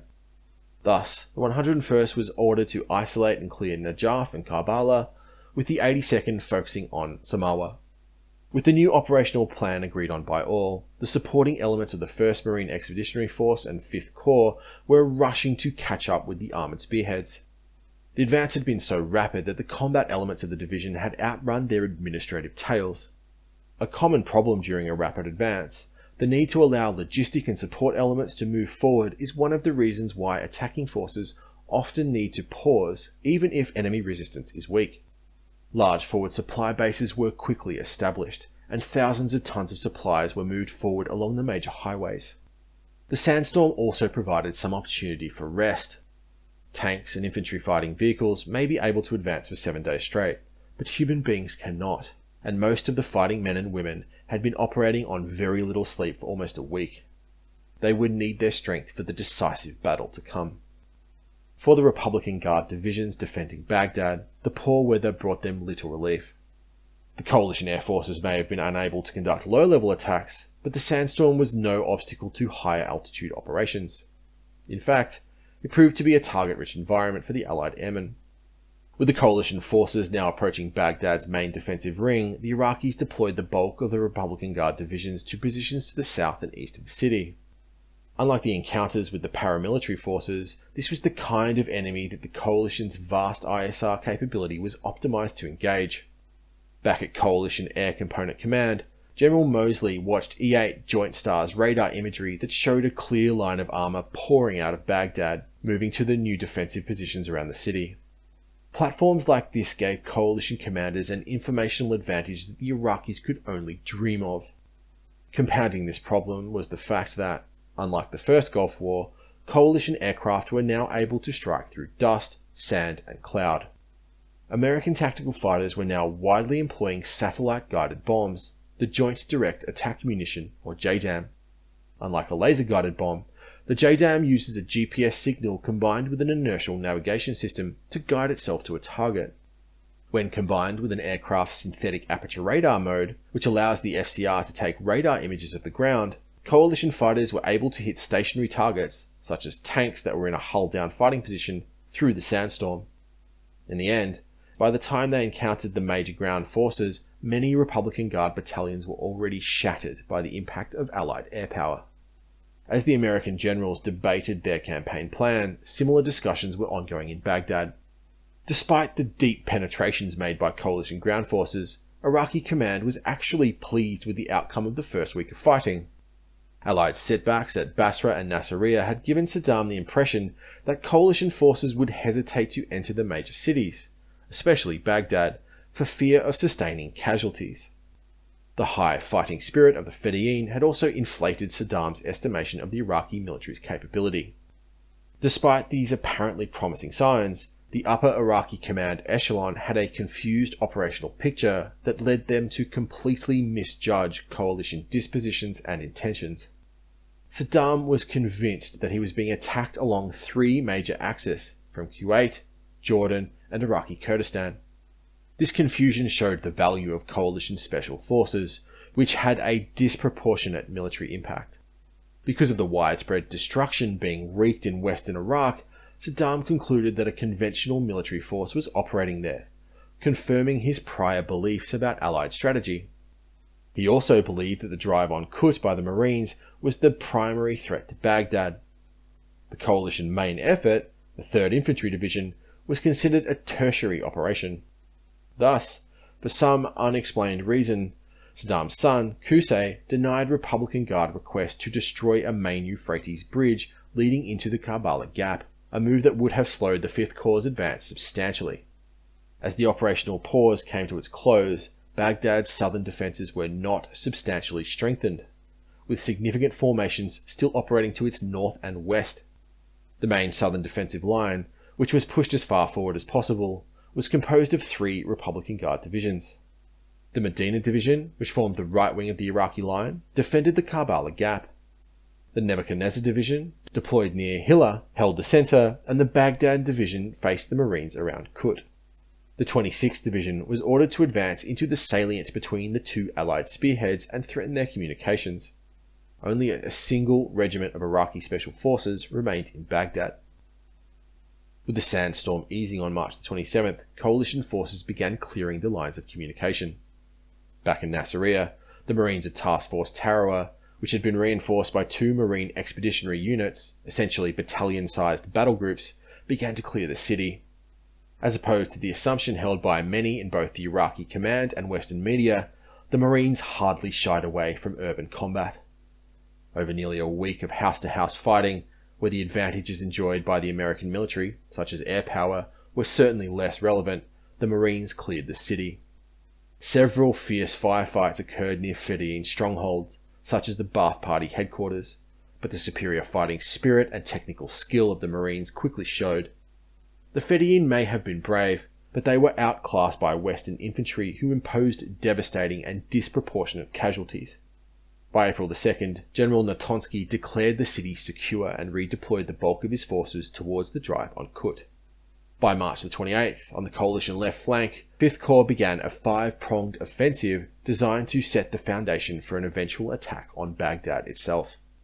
The 3rd Division's objective was to drive from Nasiriyah along the west bank of the Euphrates River, through the cities of Samawa and Najaf, towards the Medina Division holding Karbala. The Karbala Gap was a good defensive position. Here, the Medina Division's right flank would be anchored on the shores of Razaza Lake, with its left on the Euphrates River. In the centre of this position sat the city of Karbala itself, which would provide good defensive terrain. The only problem with this plan was the need to clear many of the towns and cities along the 250-kilometre drive from Nasiriyah to Karbala, which was diluting the power of the 3rd Infantry Division. With the sandstorm clearing, units of the 101st and 82nd Divisions relieved the 3rd Brigade, allowing it to concentrate with the rest of the 3rd Division. As the main thrust of the 5th Corps' attack moved towards Karbala, the 101st Division was ordered to attack Hilla on the east bank of the Euphrates. Their objective was to threaten the central approach to Baghdad and pin the Nebuchadnezzar Division in place so it could not reinforce Karbala. This set of maneuvers emphasized the extreme dexterity of US forces. The ability of the United States military to rapidly maneuver large units and redeploy them in the theater, often crossing one another in the process, without large-scale confusion or disorder, was truly impressive. This was only possible because of the technical skill possessed by the command apparatus as a whole, with mid-level commanders, even in the logistic and administrative elements of these formations, executing operational plans adeptly.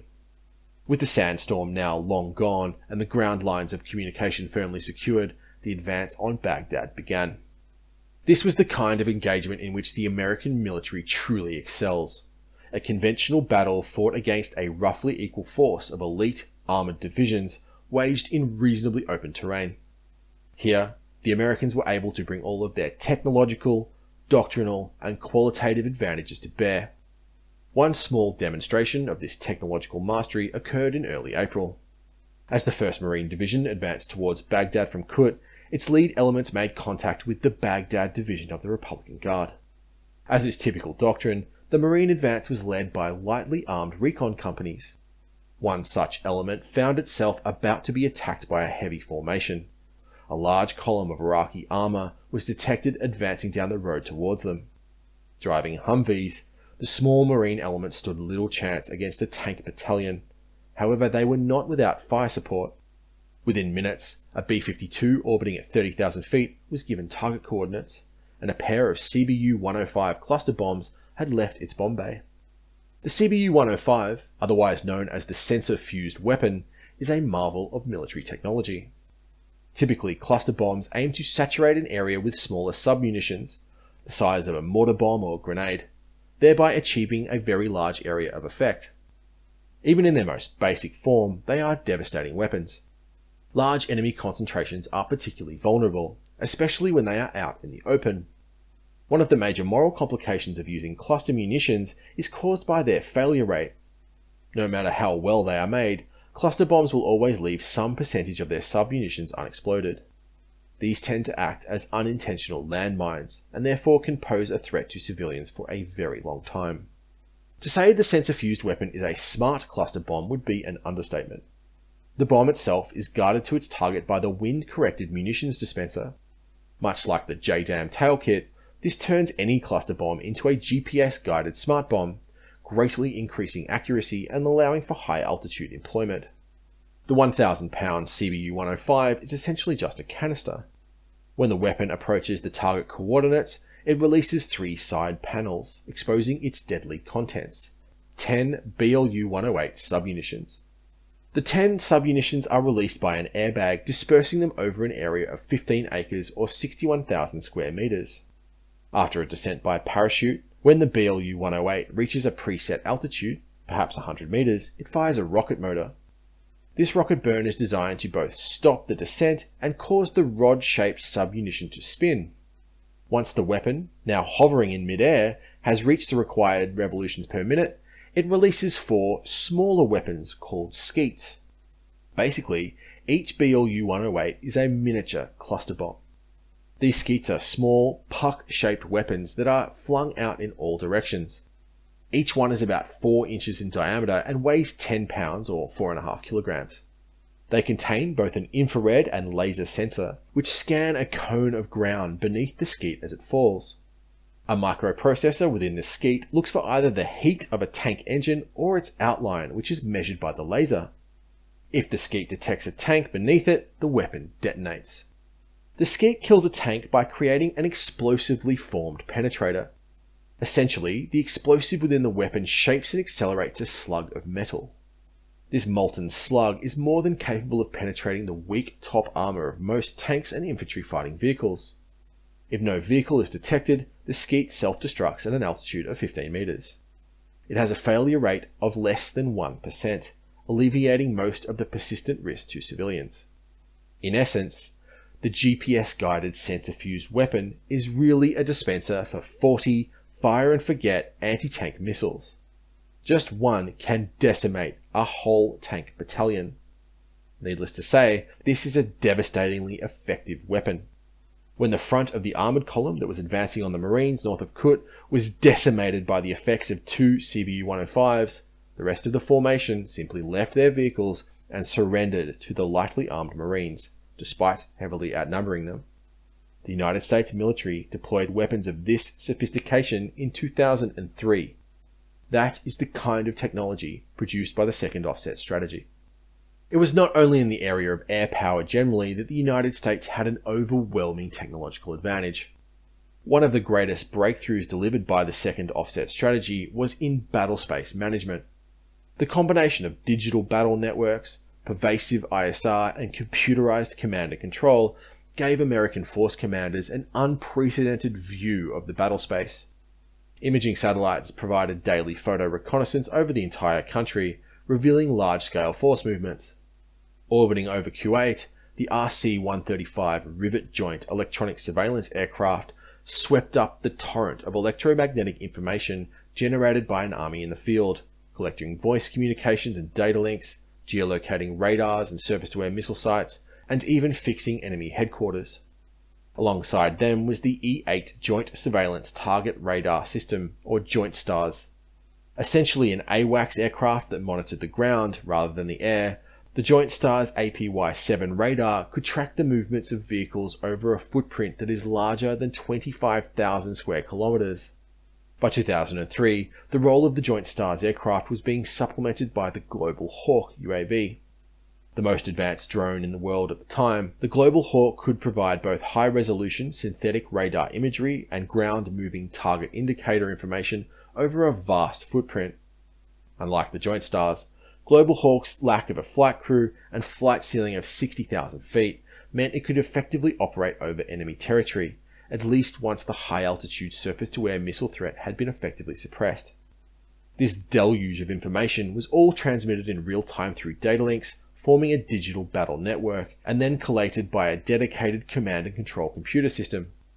US generals at CENTCOM were able to view this real-time information, fused and synthesized on simple digital displays.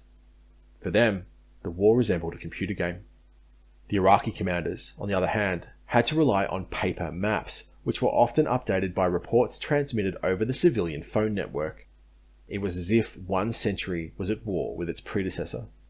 It would be both unfair and inaccurate to simply attribute US conventional supremacy over the Iraqi military to a technological lead alone. Very clearly, across the organization as a whole, the American and British armies were qualitatively superior to their Iraqi opponents. The individual fighting men were far better trained, better equipped, had a higher morale and fighting spirit. Generally speaking, in much of the tough urban fighting where Western technological dominance mattered much less, coalition infantry consistently outfought the Iraqi military. The Fedayeen Saddam may have been fanatically brave, but when they engaged coalition infantry battalions, as opposed to support elements, they typically suffered a bloody defeat. Prone to making basic tactical mistakes, they simply lacked the technical skill to engage coalition forces on equal terms. Coalition leadership, from the small unit to the division, showed a level of professionalism and skill that was simply far superior to their opponents. This included critical supporting elements, such as logistics and administration, which allowed the divisions to maneuver with a speed and dexterity with which the Iraqi military simply could not cope. Western doctrine was also better. The effective combination of the three arms, the integration of supporting fires, especially air power, and the application of basic tactical principles were excellent across the organization as a whole. This stood for both the American and British armies and the USMC. All of these advantages manifested on the battlefields to the south of Baghdad. Rather than the long and bloody defensive battle envisaged by Saddam, American forces scythed through Baghdad's defensive perimeter in a matter of days. On March the 31st, the 3rd Infantry began the long-awaited battle with the Medina Division around Karbala. At the beginning of the war, the Karbala gap had been held by 2 Republican Guard divisions. However, the bulk of the Nebuchadnezzar Division had been redeployed to the north of Baghdad, hoping to thwart the non-existent threat from Turkey. Although the Medina Division had been under persistent air bombardment since the start of the war, the majority of its vehicles were still intact. Learning from Desert Storm, the Iraqis would build a defensive line, complete with hull-down fighting positions and decoys, and then disperse their vehicles around the towns, parking them under palm trees and next to mosques. This proved to be quite effective. Although any movement would draw withering air attacks, if Iraqi units could remain dispersed, they were spared from the worst impacts of Allied air power. The Coalition Air Commander had estimated that 80% of the Medina Division's vehicles had been destroyed, but when the battle began, the 3rd Infantry encountered hundreds of tanks and armoured fighting vehicles. Rather than attacking Karbala from the south, the 3rd Infantry executed a large-scale flank attack. Exploiting a gap between the Iraqi divisions, US armoured columns drove up Highway 8, bypassing the majority of the Medina Division around Karbala. Again, the speed of US forces caught the Iraqis by surprise. Before Central Command had even realised the attack was underway, US forces had broken through, capturing the town of Musayyib and its all-important bridge over the Euphrates, just 40 kilometers from the outskirts of Baghdad itself. Just to the north of Musayyib is a vital road junction called Objective Saints, where highways 1 and 8 meet. Objective Saints is the key to the southern approach to Baghdad, dominating the 2 main ground lines of communication from southern Iraq. Leading the attack on Objective Saints was a tank platoon of the 3rd Squadron, 7th Cavalry. At its very head, the lead tank in the lead company in the lead brigade was commanded by Sergeant First Class Pyle. As Pyle drove down the highway, his tank was engaged by groups of startled Iraqi infantry. Engaging these small groups of men with his coaxial machine gun, the fighting was so fierce that within minutes, Pyle's Abrams had run out of coaxial ammunition.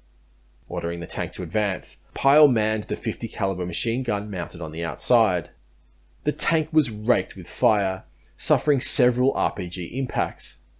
Whilst manning the weapon, Pyle was wounded twice, including being shot in the arm. Nonetheless, he continued to man the weapon until he ran out of 50 caliber ammunition. Eventually, the Abrams sustained an RPG hit in an external auxiliary power unit, causing a fire on the back of the tank. Now out of all machine gun ammunition, Pyle re-entered the tank and ordered it to drive on, engaging dismounted infantry with his main gun. Despite being told to pull over, he continued to lead the attack. Pyle's Abrams, now on fire, would roll into Objective Saint still at the head of the column, its 120mm main gun barking out deadly responses to the RPG teams that tried in vain to destroy it. The news that the Americans had taken Musaib and established a bridgehead over the Euphrates shocked the Iraqis into action. Their main defensive line had essentially been breached without a major battle. The hole had to be plugged. On the night of the 2nd of April, the Iraqis decided to try their luck. Elements of the 10th and 22nd Armoured Brigades assembled for a massed armoured attack on the American bridgehead. The attack was well executed, with the Iraqis able to achieve a formidable concentration of armour. Despite its mass, the assault was savaged by the American defenders. As the Iraqi T-72s approached, they were decimated by accurate tank fire. Attacking at night may well have been a hindrance rather than an aid, considering the American advantage in night vision systems. The closely packed tanks were prime targets for MLRS artillery fire, which raked the formation with hundreds of M77 submunitions. Lieutenant General Rad al-Hamdani, who personally led the attack, remembered the impact of the American rocket artillery fire. A fierce battle took place. The enemy used enormous firepower. It looked like napalm. Rocket launchers would fire groups of rockets, about 12 rockets each, that would explode in the air, burning whatever it faces on its way with its flames. Within minutes, every single Iraqi tank had been destroyed by artillery, anti-tank missile and 120mm main gun fire. The 3rd Infantry Division did not sustain a single casualty during the attack. Dozens of destroyed vehicles littered the outskirts of Musaib, and not one was American. With Objective Saint secured, most of the forces defending the Iraqi capital had effectively been bypassed. The road to Baghdad lay wide open.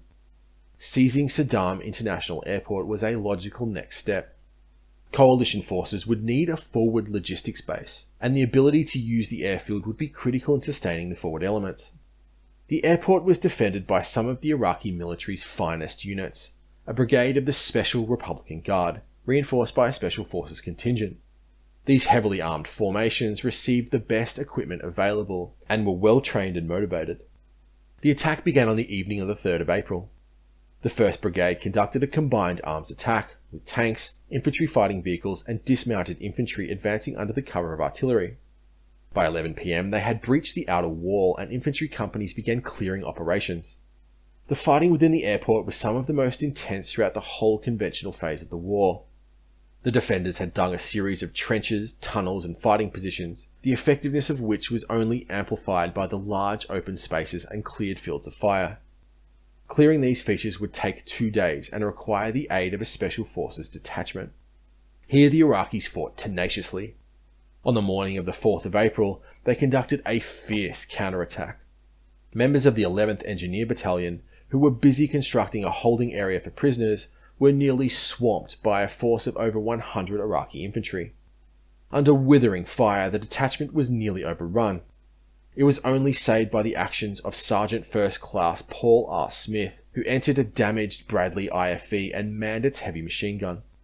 Sergeant Smith alone saved the company, breaking up the attack with 50 caliber fire until he was killed. Sergeant Smith received the Medal of Honor for his sacrifice and his bravery. Although Saddam International Airport was now largely secured, there were still very significant enemy formations in the 3rd Division's rear. The majority of the Medina Division was still entrenched around Karbala, expecting an attack from the south. Their inaction, whilst American units were advancing on Baghdad, is crystalline evidence of the paralysis afflicting Iraqi Central Command. This force had to be dealt with before any attack on Baghdad could be realistically contemplated. Colonel David Perkins, commander of the 2nd Infantry Brigade, was given orders to clear Karbala and destroy the Medina Division. His original plan for the battle envisaged a pincer attack, with a cavalry squadron moving up from the south and fixing the Iraqis, whilst the heavy units attacked from the north around Musaib. In the end, only the northern pincer was able to make the attack, but this was all that was required. The two brigades of the Medina division were largely intact, but both were deployed facing south. They were completely unprepared for the attack Perkins was about to unleash on them. It began on the 4th of April. Two tank battalions advanced line abreast, one down Route 8 and the other along Route 1. When they made contact, the Iraqis were completely surprised to see heavy forces in their rear.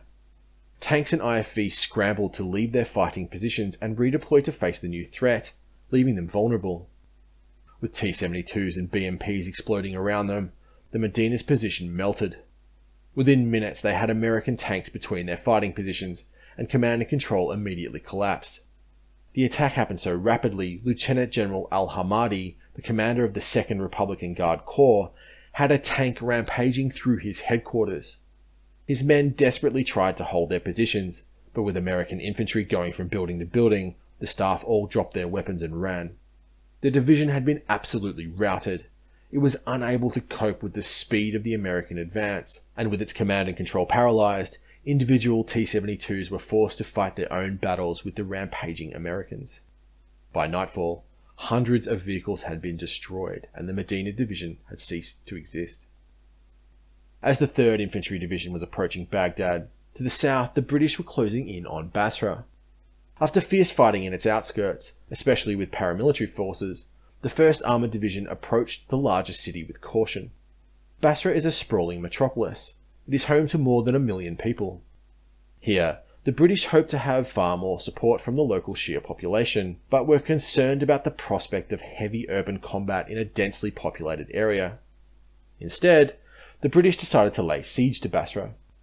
By the 23rd, 6 days after the beginning of the war, the 1st Armoured Division had completely isolated the city, with elements dominating all of the major approaches.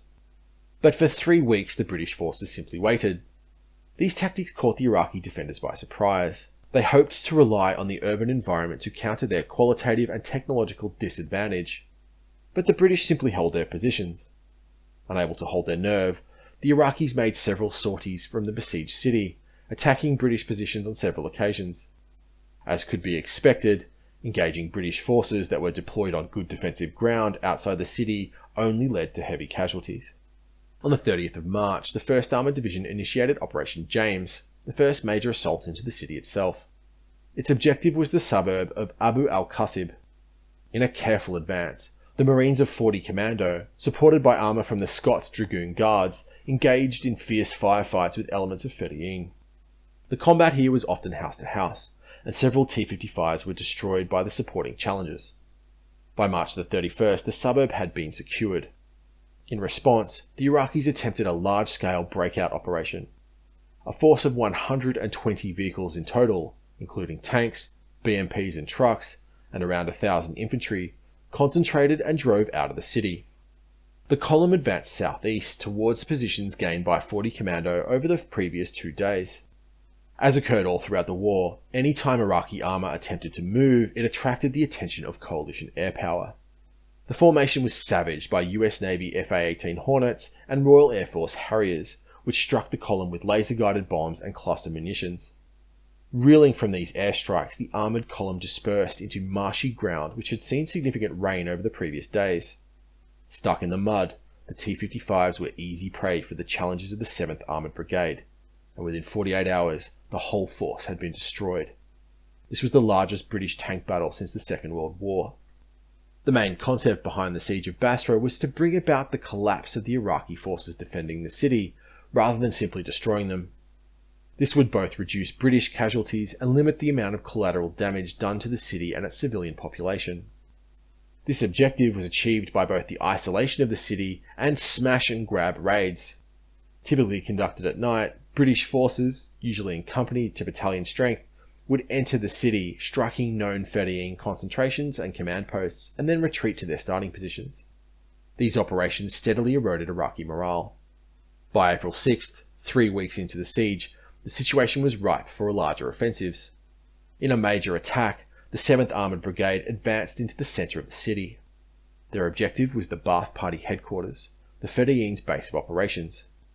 In an intense urban battle, dismounted mechanized infantry assaulted a well-constructed defensive complex of bunkers, pillboxes, and fortified houses. The area was eventually cleared, but 3 British soldiers were killed in the fighting. A force of 300 Fedayeen made a final stand at the College of Literature. In a 3-hour battle, their position was demolished by British infantry and tanks. After this defeat, Iraqi resistance was broken. To the south, the Royal Marines of 42 Commando advanced on the Presidential Palace. This was the probable location of the local Iraqi commander, Ali Hassan al-Majid. Known as Chemical Ali because he orchestrated the chemical weapon attack on the Kurdish city of Halabja, Ali Hassan al-Majid was a highly feared individual, especially amongst the local Shia population. As the Royal Marines advanced from the south, the Presidential Palace was hit with an airstrike. This proved to be the breaking point. With Chemical Ali believed to be dead and mechanized forces in control of the major Ba'athist facilities, Iraqi military resistance collapsed. By the evening of April the 7th, the British military was in complete control of Basrah. British tactics had been careful and cautious, but highly effective. Although certainly some Iraqi civilians had been killed in the fighting, Basrah had been taken with relatively little damage inflicted on the city itself. A more direct approach could have leveled large areas, especially considering the sheer size of the Iraqi forces holding it. In the end, the battle only cost the British 3 killed in action. With the British now moving into central Basrah, the Americans were in position to strike Saddam's true centre of gravity, Baghdad. Much like Basrah, taking a major city like Baghdad required a new set of tactics. Engaging the Medina division in a large-scale tank battle was one thing, but trying to use that kind of mass to conquer a city of 7 million people was not only sure to lead to widespread destruction, but reasonably heavy coalition casualties. Clearly, with the forces available to the Third Army, fighting a street-to-street battle throughout the suburbs of Baghdad was simply not a realistic option. Instead, General Wallace, the 5th Corps commander, intended to use a similar approach to the British, although with a higher and more aggressive tempo. Rather than surrounding Baghdad, 3rd Infantry Division would establish a number of major bases on its outskirts. From these secure and highly fortified positions, heavy US formations would conduct raids into the city. Extremely powerful armoured and mechanized columns would drive into Baghdad, strike major regime targets, and then simply leave and return to base. With the immense firepower of a fully concentrated American mechanized brigade, which included over 100 main battle tanks and infantry fighting vehicles, there would be little that could stop these raids.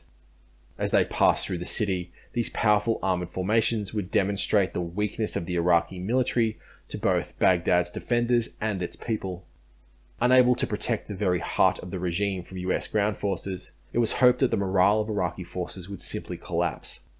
Dubbed a Thunder Run by American command, Wallace intended to conduct these raids for about 30 days, after which it was hoped that the regime would surrender. The first Thunder Run was initiated on April 5th. Rather than simply probing Baghdad's defences, the 3rd Infantry Division's commander, Major General Buford C. Buff Blount, ordered his tanks to drive right through the city. Blount was convinced that the defenders were not capable of putting up coherent resistance to his forces. Indeed, the primary Iraqi combat formations, the Republican Guard divisions, had all been deployed well outside the city. Those that encountered US heavy forces suffered the same fate as the Medina division, and the formations to the north of Baghdad were unable to redeploy due to heavy and sustained aerial bombardment. Apart from a single regiment of Iraqi Special Forces and some Republican Guard formations, the primary units defending the city were Fedayeen, who simply lacked the anti-tank capability to engage the 3rd Infantry Division effectively. Fresh from its victory at Saddam International Airport, the 2nd Brigade was given the task of being the first American unit to enter the city. Brigadier General Perkins, the 2nd Brigade commander, defined his task as to enter Baghdad for the purpose of displaying combat power, to destroy enemy forces, and to simply show them that we can. The first of these raids was conducted by the 64th Armoured Regiment. It began at the intersection of Highway 8 and Highway 1, about 7 kilometres from the outskirts of Baghdad itself. Perkins' objective was simply to move along Highway 8, passing through the Rashid district to the Tigris, and then follow the highway to the airport, which was held by friendly forces. This 30-kilometre route would take the regiment close to central Baghdad but keep it out of the dense suburbs. As the tanks of the 64th began rolling through the streets of southern Baghdad, they encountered determined but sporadic resistance. Moving through the city, Perkins' tanks were engaged by one company-sized element of light infantry after another. These were both paramilitary forces wearing civilian clothes and Iraqi regulars. The fighting here was intense and the Iraqis fought with bravery and commitment, but they simply lacked the firepower to deal with the M1 Abrams. Wave after wave were engaged by the 64th, but their light anti-tank weapons had virtually no effect.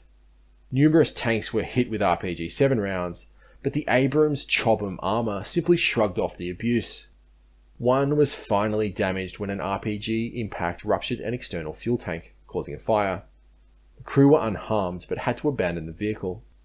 Major Ricky Nusio described the fighting on April 5th as some of the most intense mounted combat in close urban terrain the US Army had seen since World War II. By the time the 64th drove into Baghdad International Airport, they estimated that the regiment had destroyed 50 vehicles, 25 guns, and killed 800 dismounted infantry, including capturing one Iraqi colonel. The raid had cost them 1 tank destroyed, 1 killed in action, and 5 wounded. With the success of the first Thunder Run, 3rd Army Command decided to alter its approach. General Mattis's 1st Marine Division had advanced up the Tigris Valley and was now in position to enter Baghdad from the southeast, and the whole 3rd Infantry Division was concentrated to the city's southwest. The regime's reaction to the first Thunder Run was to pretend that it didn't happen, claiming on state TV that there were no American forces in Baghdad. Concerned that Saddam would use any delay to strengthen his defences in the city, Wallace, Blount and Mattis all concluded that the situation demanded bold action. Making an aggressive but risky attack now may very well precipitate a collapse in the regime as a whole. A full-blown assault on the city was decided upon. On the 6th of April, in order to protect his left flank, Blount ordered the 3rd Brigade to make a left hook, sweep around the western outskirts of the city, and secure the bridges to its north. Holding these positions would be critical in isolating central Baghdad from the still significant Republican Guard formations to its north. The attack went smoothly. Elements of the Hammurabi Republican Guard Division were easily pushed aside, and by the evening of April the 6th, the 3rd Brigade was in a powerful blocking position on the northern suburbs, with its left flank anchored on the Tigris. Baghdad was now cut off from the remaining Iraqi forces in the north of the country. Unless these bridges could be retaken, the capital would surely fall. In order to redress this disastrous tactical situation, the remaining Republican Guard units concentrated for a breakout operation. They were able to mass a force of about a brigade in strength, with armour, infantry fighting vehicles, artillery, and even miscellaneous engineering equipment. At dawn, the Iraqis struck. Moving out of Sadr city, they fell upon the 3rd Brigade's left flank, with the objective of taking the strategically vital Muthanna Bridge. In this attack, the Iraqis displayed almost suicidal bravery. Waves of armour and infantry fell upon the Americans, advancing through a heavy artillery bombardment in order to do so. For 60 hours straight, the Iraqis attacked, one wave after another, and despite fearful losses, they came on. At one point, the most forward units were nearly overrun and had to call down artillery fire on their own positions. In fact, the situation was so desperate that for the first time since Vietnam, artillery was used in a direct fire role. This was the most intense fighting of the entire invasion, and all throughout the attack, the possession of the bridge was in doubt. Certainly, the 3rd Brigade was now in the most dangerous situation any large American unit had faced since the invasion began, but despite the onslaught, they held. Notwithstanding the bravery of the Iraqi defenders, by concentrating their forces to the north of the city, they had left themselves vulnerable in the south. By April 7th, Perkins' 2nd Brigade was ready for another Thunder Run. However, this time the whole formation would attack into the city. They followed the same route as the 64th Regiment, attacking up Highway 8. This time the Iraqis were better prepared. They had fortified the route with roadblocks and other ambush positions, but again they simply lacked the firepower to have any meaningful impact on the American armour. The fighting here was intense, with Fedayeen and Iraqi Special Forces engaging the column as it advanced, but with such a concentration of combat power, they did little more than slow the advancing Americans down. As Perkins' men reached the centre of Baghdad, instead of following Highway 8 out to the airport, they made a hard right turn. This took them into the very heart of Saddam's regime, downtown Baghdad. Here, the 2nd Brigade captured the main political and administrative facilities, including the presidential and republican palaces. This really was the bureaucratic, political, and administrative centre of the Ba'athist regime.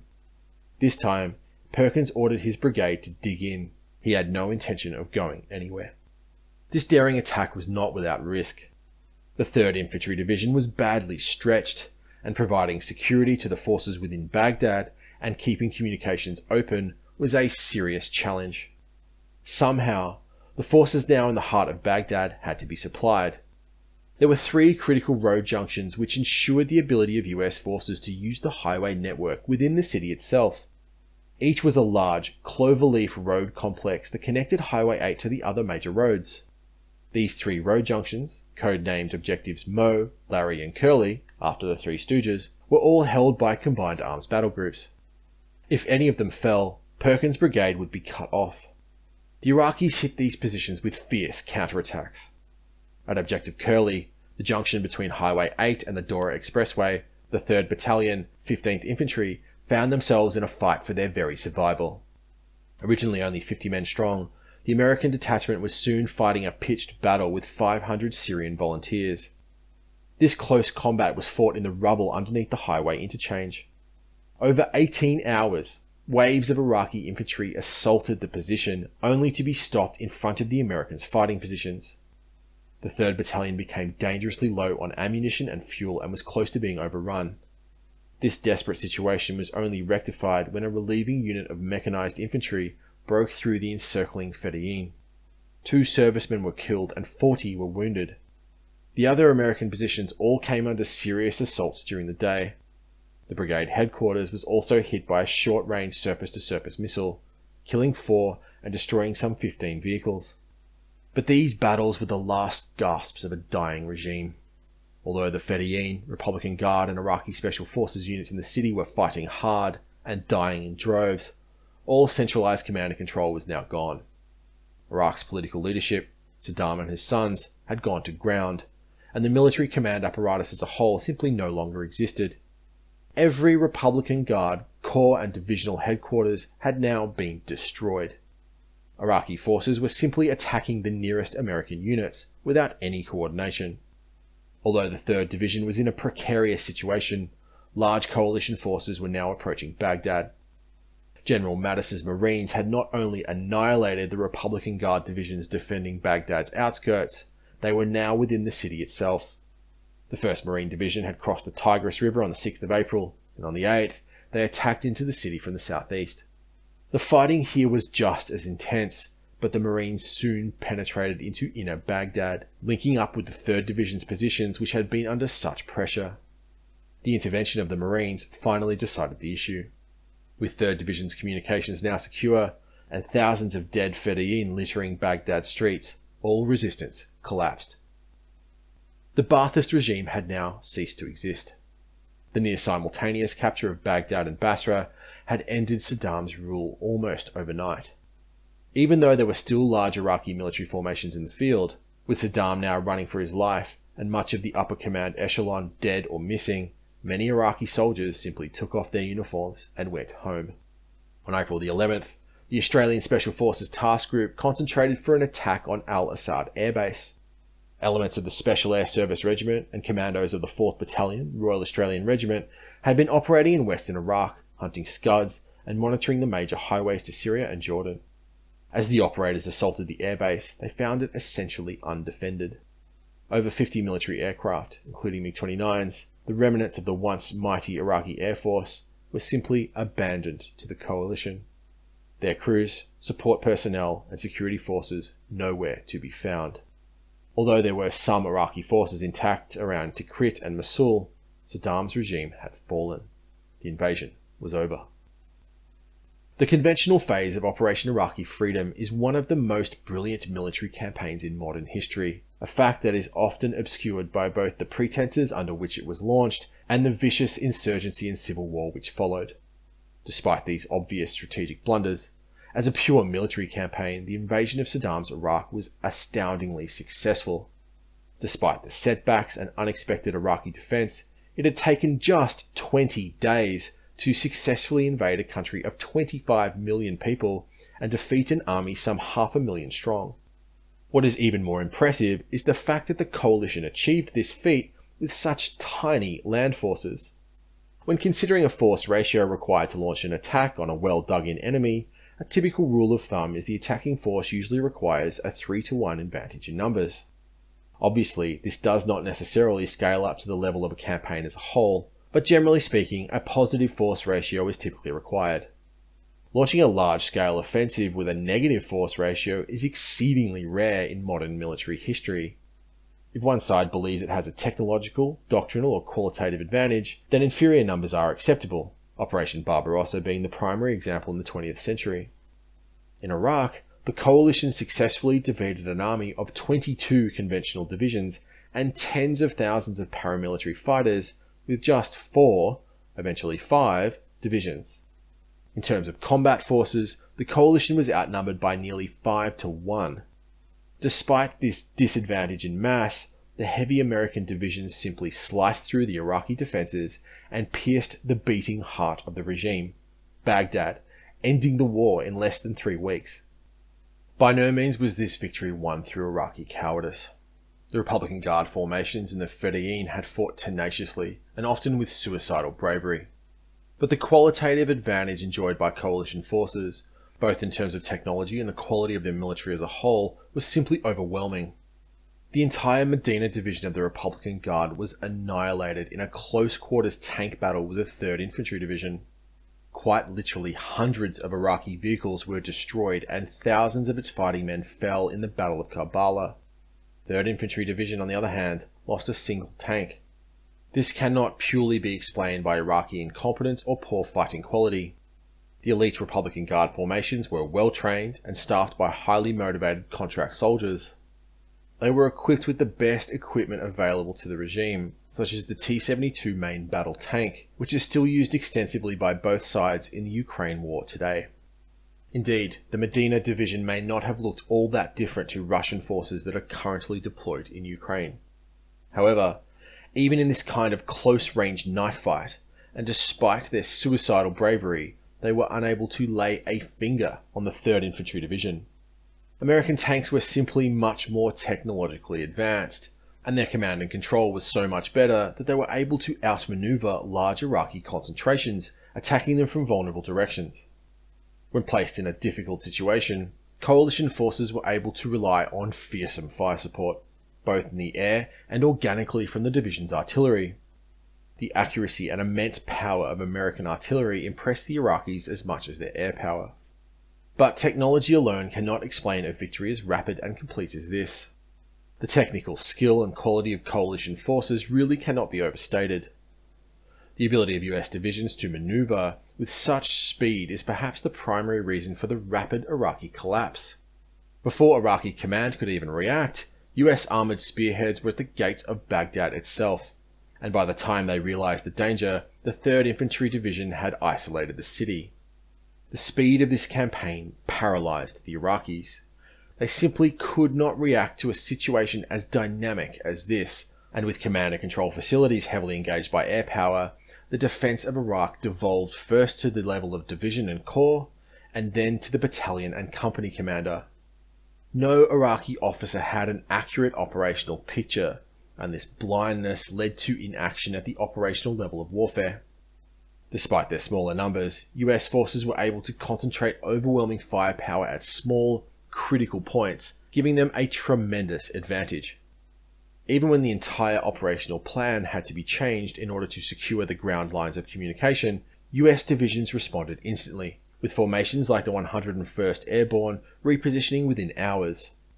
The speed with which US forces were able to maneuver is largely due to the quality of their supporting elements.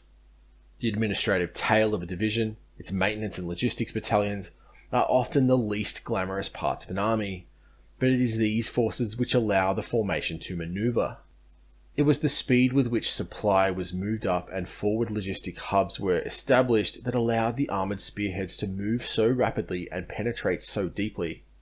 Like a lightweight boxer, the US military moved around the ring so quickly and landed so many blows that the slow and heavy Iraqis were unable to cope. This paralysis was the core objective of AirLand battle doctrine, and it had worked even more thoroughly in 2003 than it did in 1991. To be fair, some of the campaign's success has to be attributed to Iraqi weakness and incompetence. The Iraqi military had shown its willingness to fight. Indeed, it had displayed almost suicidal bravery at several places, but Saddam's defensive strategy was incoherent and unrealistic.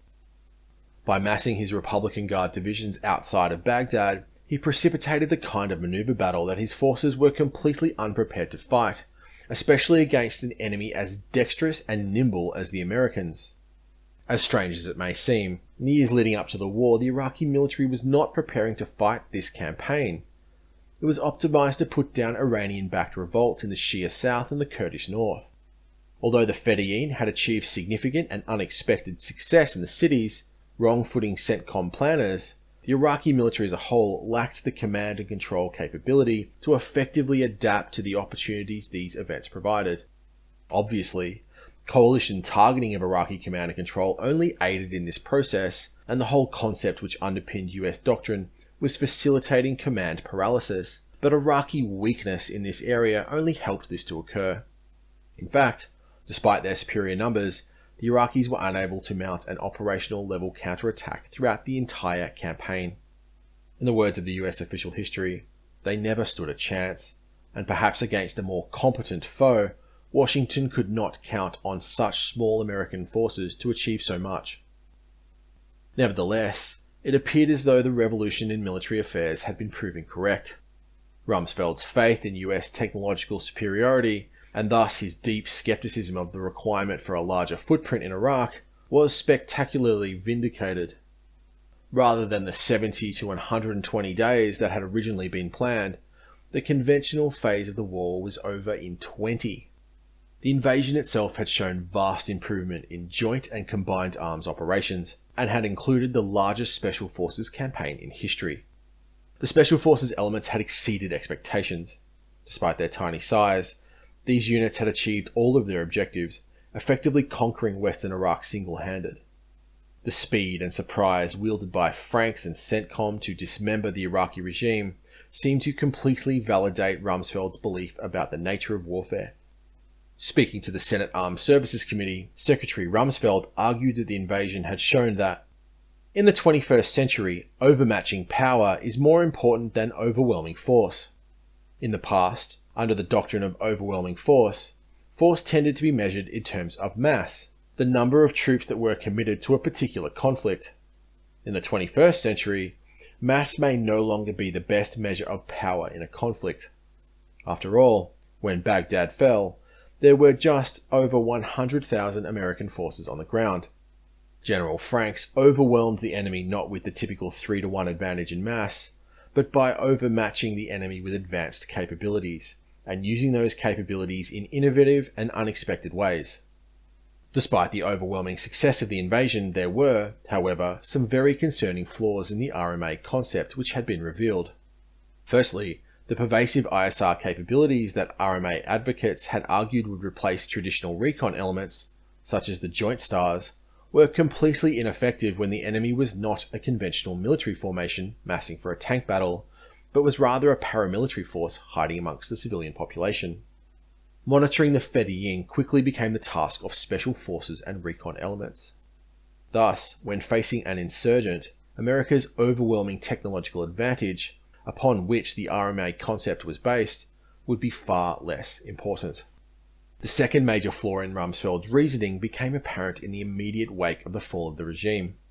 With the evaporation of Ba'athist rule, including its security forces, the people of Baghdad entered the streets, not to fight the coalition, but to loot.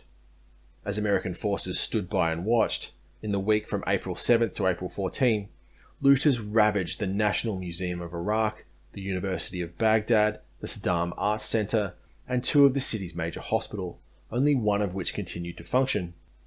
On April the 14th, The Iraqi National Library and National Archives were burned down, leading to the destruction of countless archaeological treasures. Perhaps 100,000 pairs of boots on the ground was enough to topple Saddam Hussein and defeat the Iraqi military, but it was nowhere near a large enough force to provide security for a nation of 25 million people, one that was riven by deep ethnic and sectarian tensions. If the Iraqi army could not be rapidly reconstituted, then the resulting power vacuum would give America's enemies, both the Iranians and the jihadis, ample room to not only operate but thrive. This was a critical window of opportunity where the coalition could turn a brilliant operational triumph into a true strategic victory. There was even some goodwill amongst elements of the Iraqi population, especially those who had suffered badly under Saddam. But if things went badly, then the coalition would be facing a catastrophe. Yet, it was at this most critical moment that the victorious American forces seemed to have the least strategic direction. When the 5th Corps had finally seized Baghdad, its commander, General Wallace, asked 3rd Army Operations Chief, General Thurman, "Okay, Bubba, we're here. Now what?" For many coalition officers, this single sentence seems to have summed up the situation. Even as they watched crowds of Iraqi pull down statues of Saddam in Baghdad, the lack of planning for post-Ba'athist Iraq was ensuring that for the coalition, this war was not over. In fact, it was only just beginning.